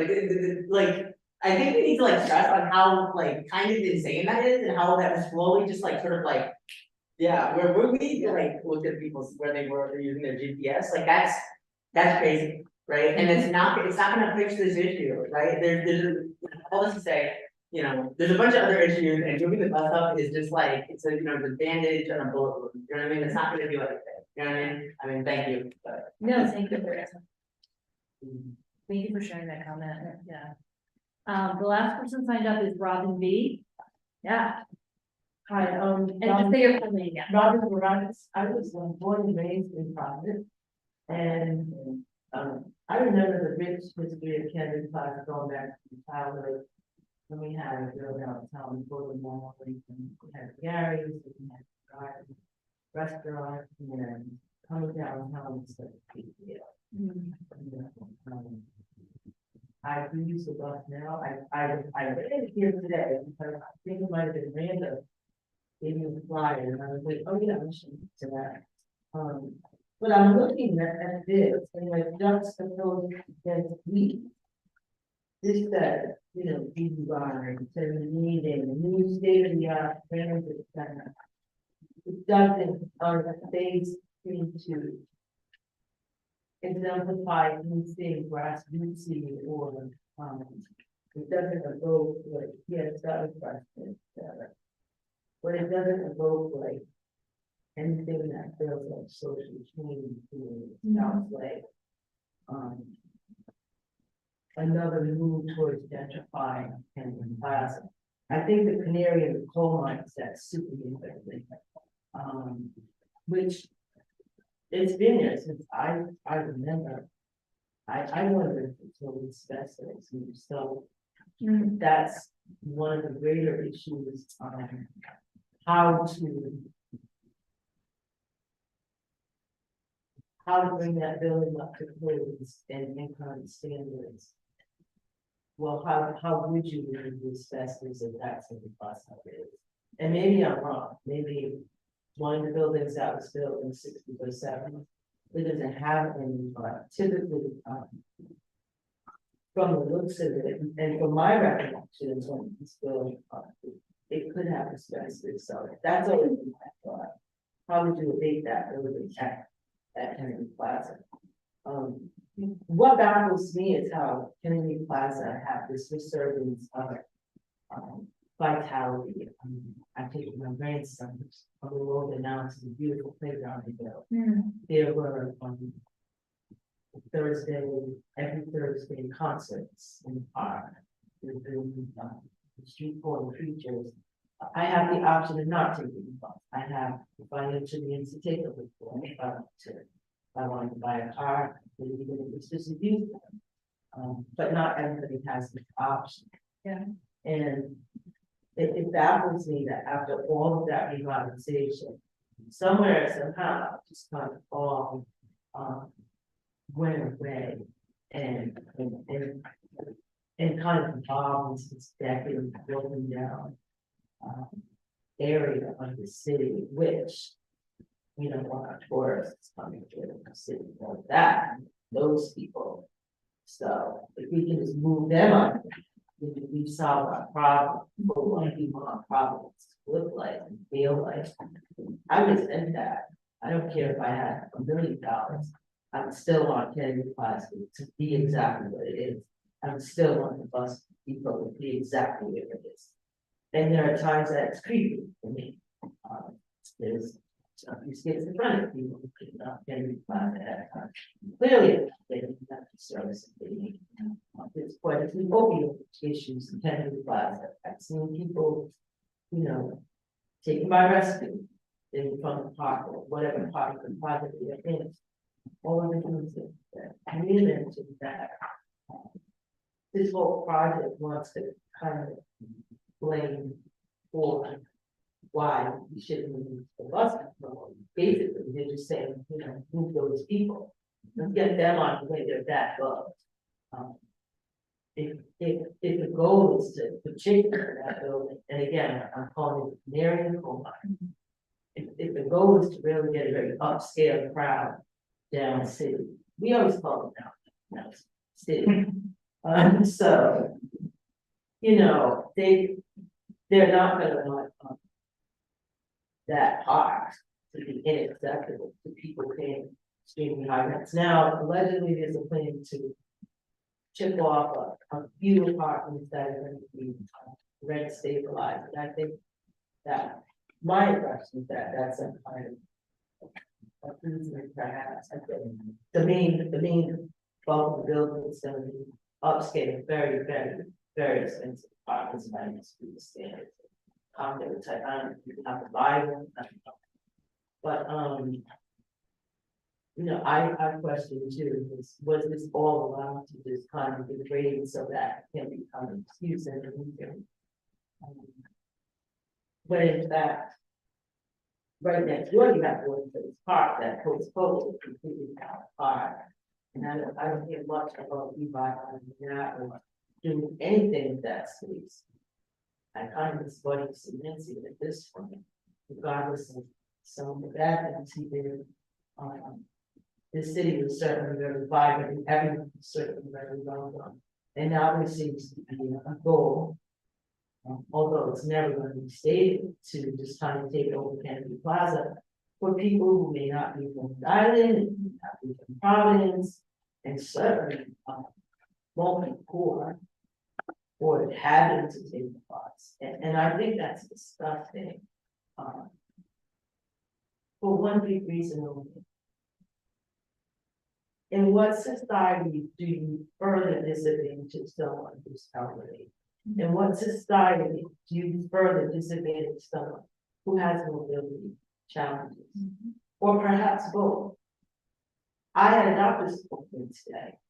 If I were even older, if I had mobility challenges, if I needed a more full wheelchair, I can't imagine having to transfer somewhere other than Kennedy Plaza.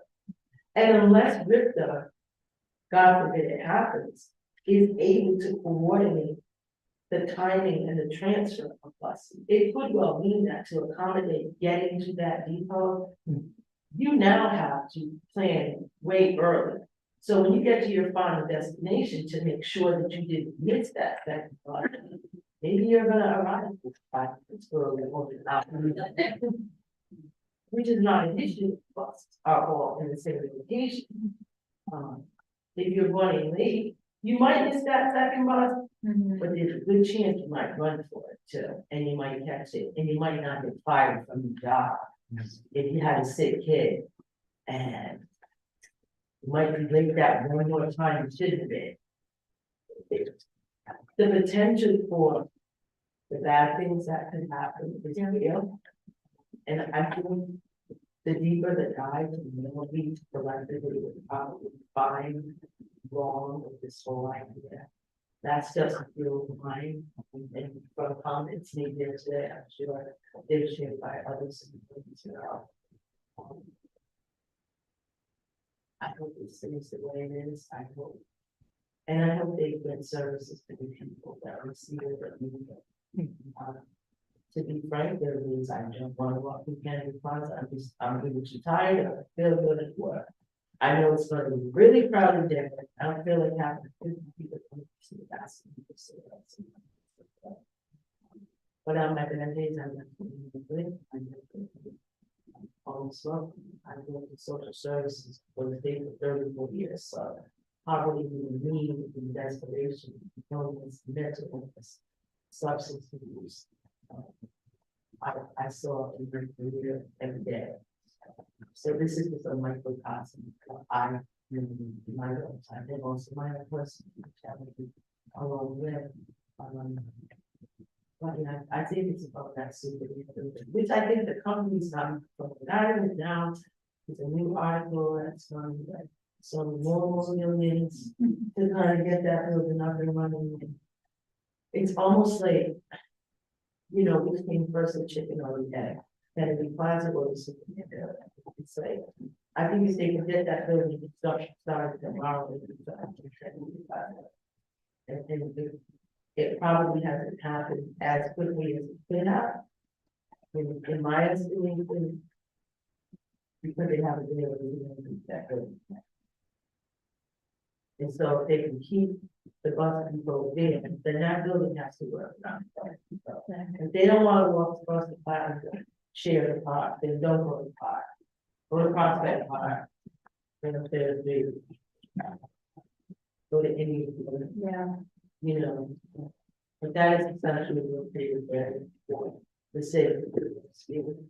And to move it is done wrong. Yeah. Particularly because the elderly people and people who have physical challenges.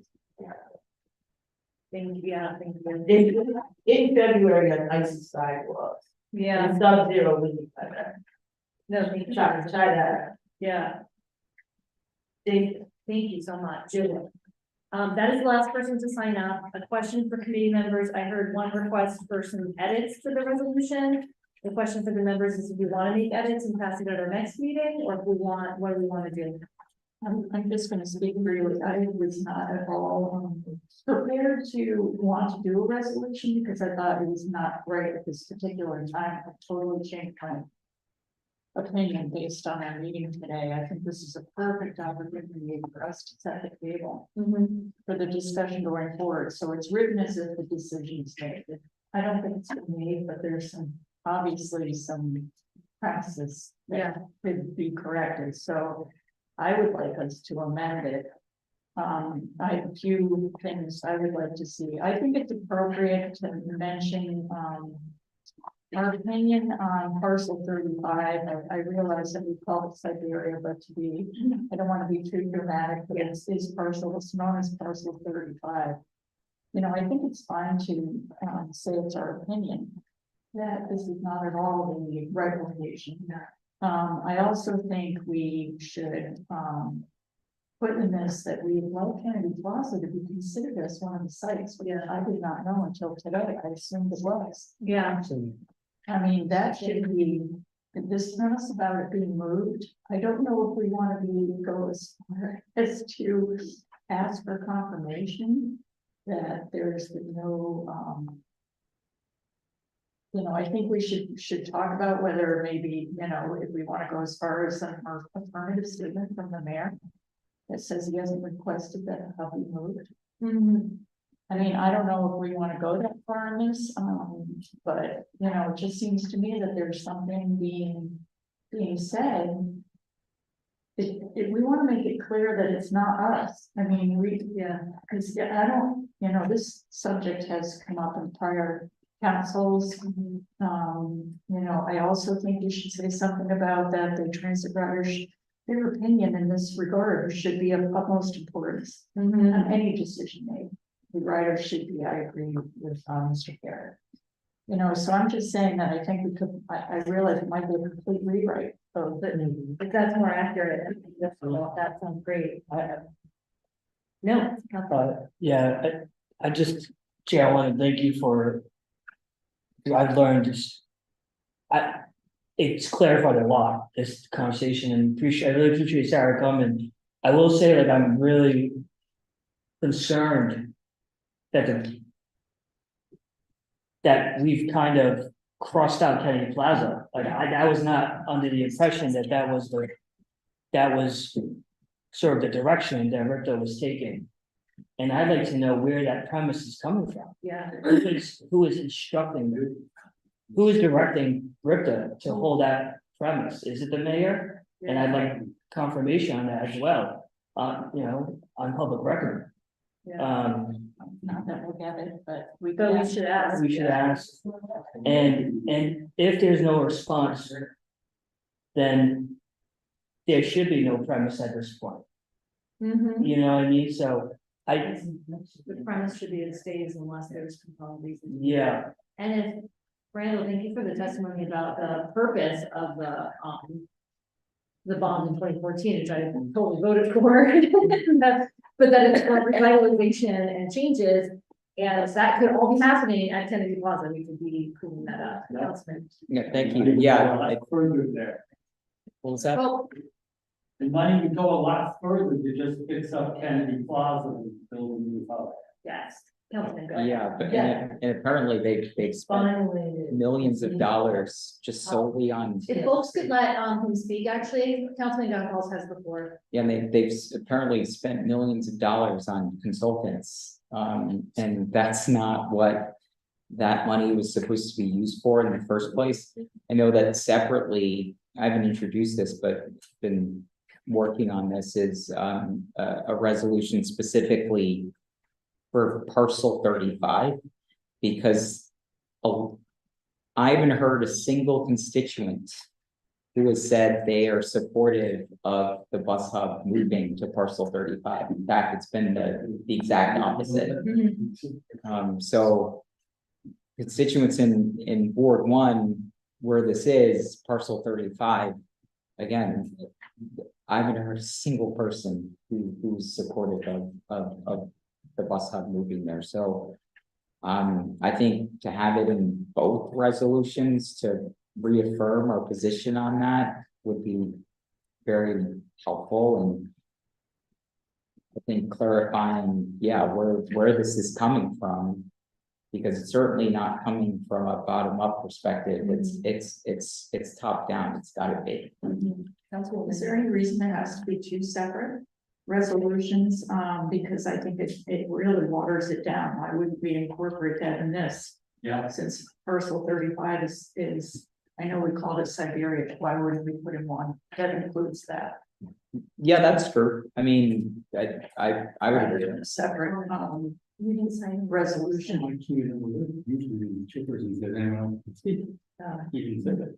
Oh, continue the conversation. No, I think that's totally fair. So if this is I'm already a co-sponsor on this. So if you feel like that's the context in which to include it, I think that's important. As I've gathered arguments from constituents who live very close to the site, I think that resolution is very tailored to like their specific arguments about why they think moving the bus hub here is the antithesis of to what many folks have shared tonight about it not helping transit and not helping riders, certainly, and all the other slew of things that they've mentioned. That was the purpose of laying out all of their specific arguments.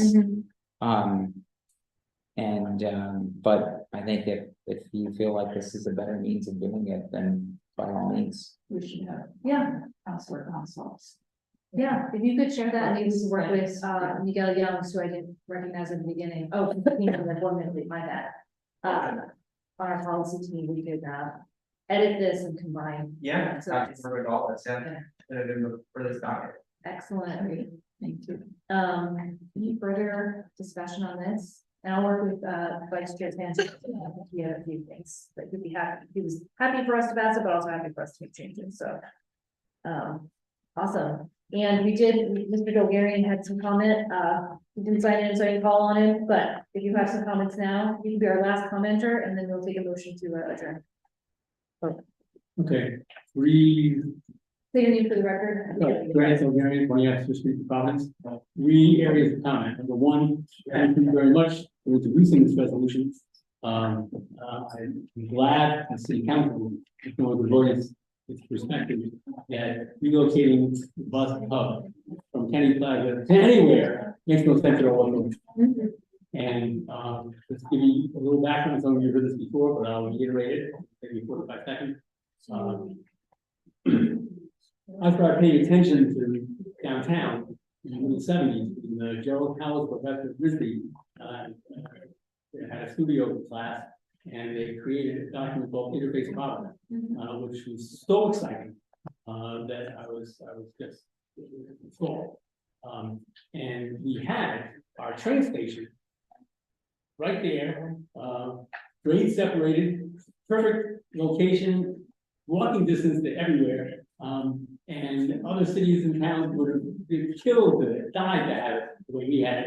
And what did we do? The smart guys in the expression, I guess, in suits and ties, said, "Oh no, let's move it to the edge of the state house lawn, out of walking distance anywhere." Stupid. And ever since then, every so often, the planning department and the city department says, "Gee, how can we reconnect the train station with downtown Providence?" And so they come up with different ideas, none of which really work because it's geographically, but they're not here. So that's number one. Congratulations. Number two, please don't schedule a meeting at the same time as the council, the city zoning board. We've had this scheduled for about 2 months. Well, So but they scheduled theirs for a year to meet. yeah, So- there's so many public meetings, And- Fran, I know you asked me. I know. It's been Zoning possible. board and city planning commission is two. Why was I on the phone? I was not being disrespectful. I was listening to Yeah, the, no, I totally because agree. there was one I wanted to talk to. And they didn't, press the number on the phone and they say, "Okay, fine, you speak." Well, they didn't get that, so I didn't get a chance to speak to the one I wanted to speak on. So please, it'd be nice if the city could talk to the city. Yeah. And, the staff, and everyone's got staff. Let the staff talk to one another, so that everyone knows what's going on, so we don't have to help it again. All right, fine. Now, getting to the matter at hand.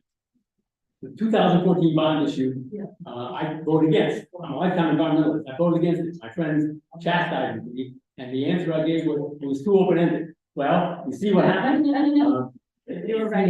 Even more open-ended than the bond issue said. It said nothing about relocation. And so this is totally absurd. My perspective on Kennedy Plaza is that instead of denigrating Kennedy Plaza, we should celebrate Kennedy Plaza. Number one, the traffic circulation pattern on Kennedy Plaza is idiotic. If you want to go west to east, you go down Washington Street, you can down Fulton Street. Either way, no problem. If you want to go east to west, you can't do either one. You gotta go around Kennedy Plaza. That make any sense? No. Here's my suggestion. Simple, easy. Kennedy Plaza has 4 bus shelters on the south side of Washington Street and 4 bus shelters on the north side of Fulton Street. Simply relocate the 4 bus shelters on the north side of Fulton Street to the north side of Washington Street. Make Washington Street 2 ways, buses only. And then make Fulton Street 2 ways for everyone. That would solve a lot of problems. It will solve traffic circulation problem. It will make it a little easier on bus operating. You don't have to go around itself. It will be easier and better for passengers because bus stops will be closer. We also have bus stops out there, they want to change fares. And it would provide, it would double the access to the parking garage on Fulton Street. It's owned by one of the landlords who wants. Very problematic. It would have double the access and total 100% access to the parking garage. They wouldn't have to go through the over.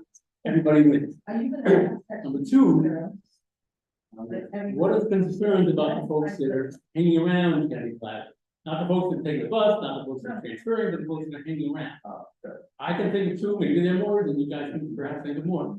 But the only 2 reasons I can think of, number one, they're unemployed, and number 2, they're addicted. Now, if they're unemployed, and there's no reason for anyone to be unemployed at this moment in time, you have the lowest unemployment in 30 years. And we have, I think, a Providence, Cranston job force, something or other, one Reservoir Avenue, right there. Reservoir Avenue and Gilman Avenue split.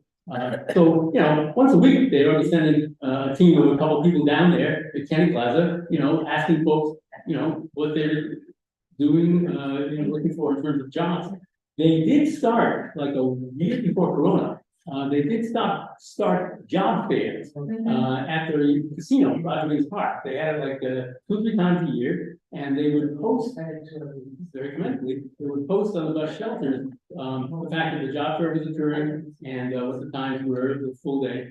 And, the different companies that were looking for employees. And then once you got there, because I went there to see how it was functioning. Once you got there, you got, a few 8.5 by 11s scheduled together that listed each of the employees and employers and what each of the employers were looking for in terms of jobs, what the specific jobs were. So people really got a lot of information and to walk around and both first floor of the casino, upstairs, second floor of the casino. And I thought that was great. I thought that was excellent. And then Corona kicked in. So that stopped that. And have they started up again? Well, maybe, but I haven't noticed any. Is that related to the bus stop grant? Well, it's related to the fact, why do folks want to relocate the bus up because their folks live there? Okay. And so what I'm getting at is that their way of addressing that, one is, there's no justification for anyone to be unemployed if they want to be employed. No, you can't dictate that. I'm just saying that's an opportunity, that could be part of this resolution. And number I two. don't think it will be, but. Okay, all right, well, this is going to offer this perspective. Number two, the addiction thing, I'm not addicted, thank God. But we have a lot of programs for people who are addicted. And it was, I have not seen, and I'm not taking the bus on a regular basis, any class, I have not seen folks out there, looking to help people, if someone doesn't want to, if someone wants to say they can help, if someone wants to, clean themselves off, gradually, I'm not saying go through it. There are all these entities out there, I don't see anybody out there, in teams, of a couple, asking and offering to help. And so we could do that too. What's that? Whatever renewed adjustment time, they are there. What time are they there? I don't know what the schedule is. Okay. I can know they're there quite a bit. So I think we can, address the concern. Cause of concern, instead of denigrating them. First thing first. The city can change the traffic pattern at Kennedy Plaza, and that will do more than just change the traffic pattern, but that would be, that's the obvious. And that can, they can set right away, easy, low cost, the way the bus shelters are constructed, they bolt into the ground, you unbolt them, you don't have to dismantle the bus shelter. And relocate it, and then just do reband, and I'll pay for the paint.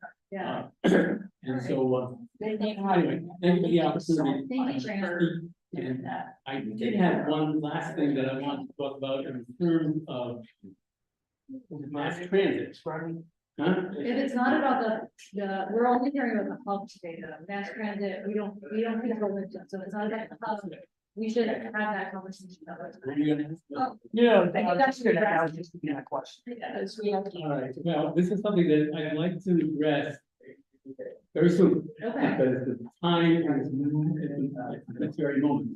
Paraphrase, please, people, we need to seize the moment. Yeah.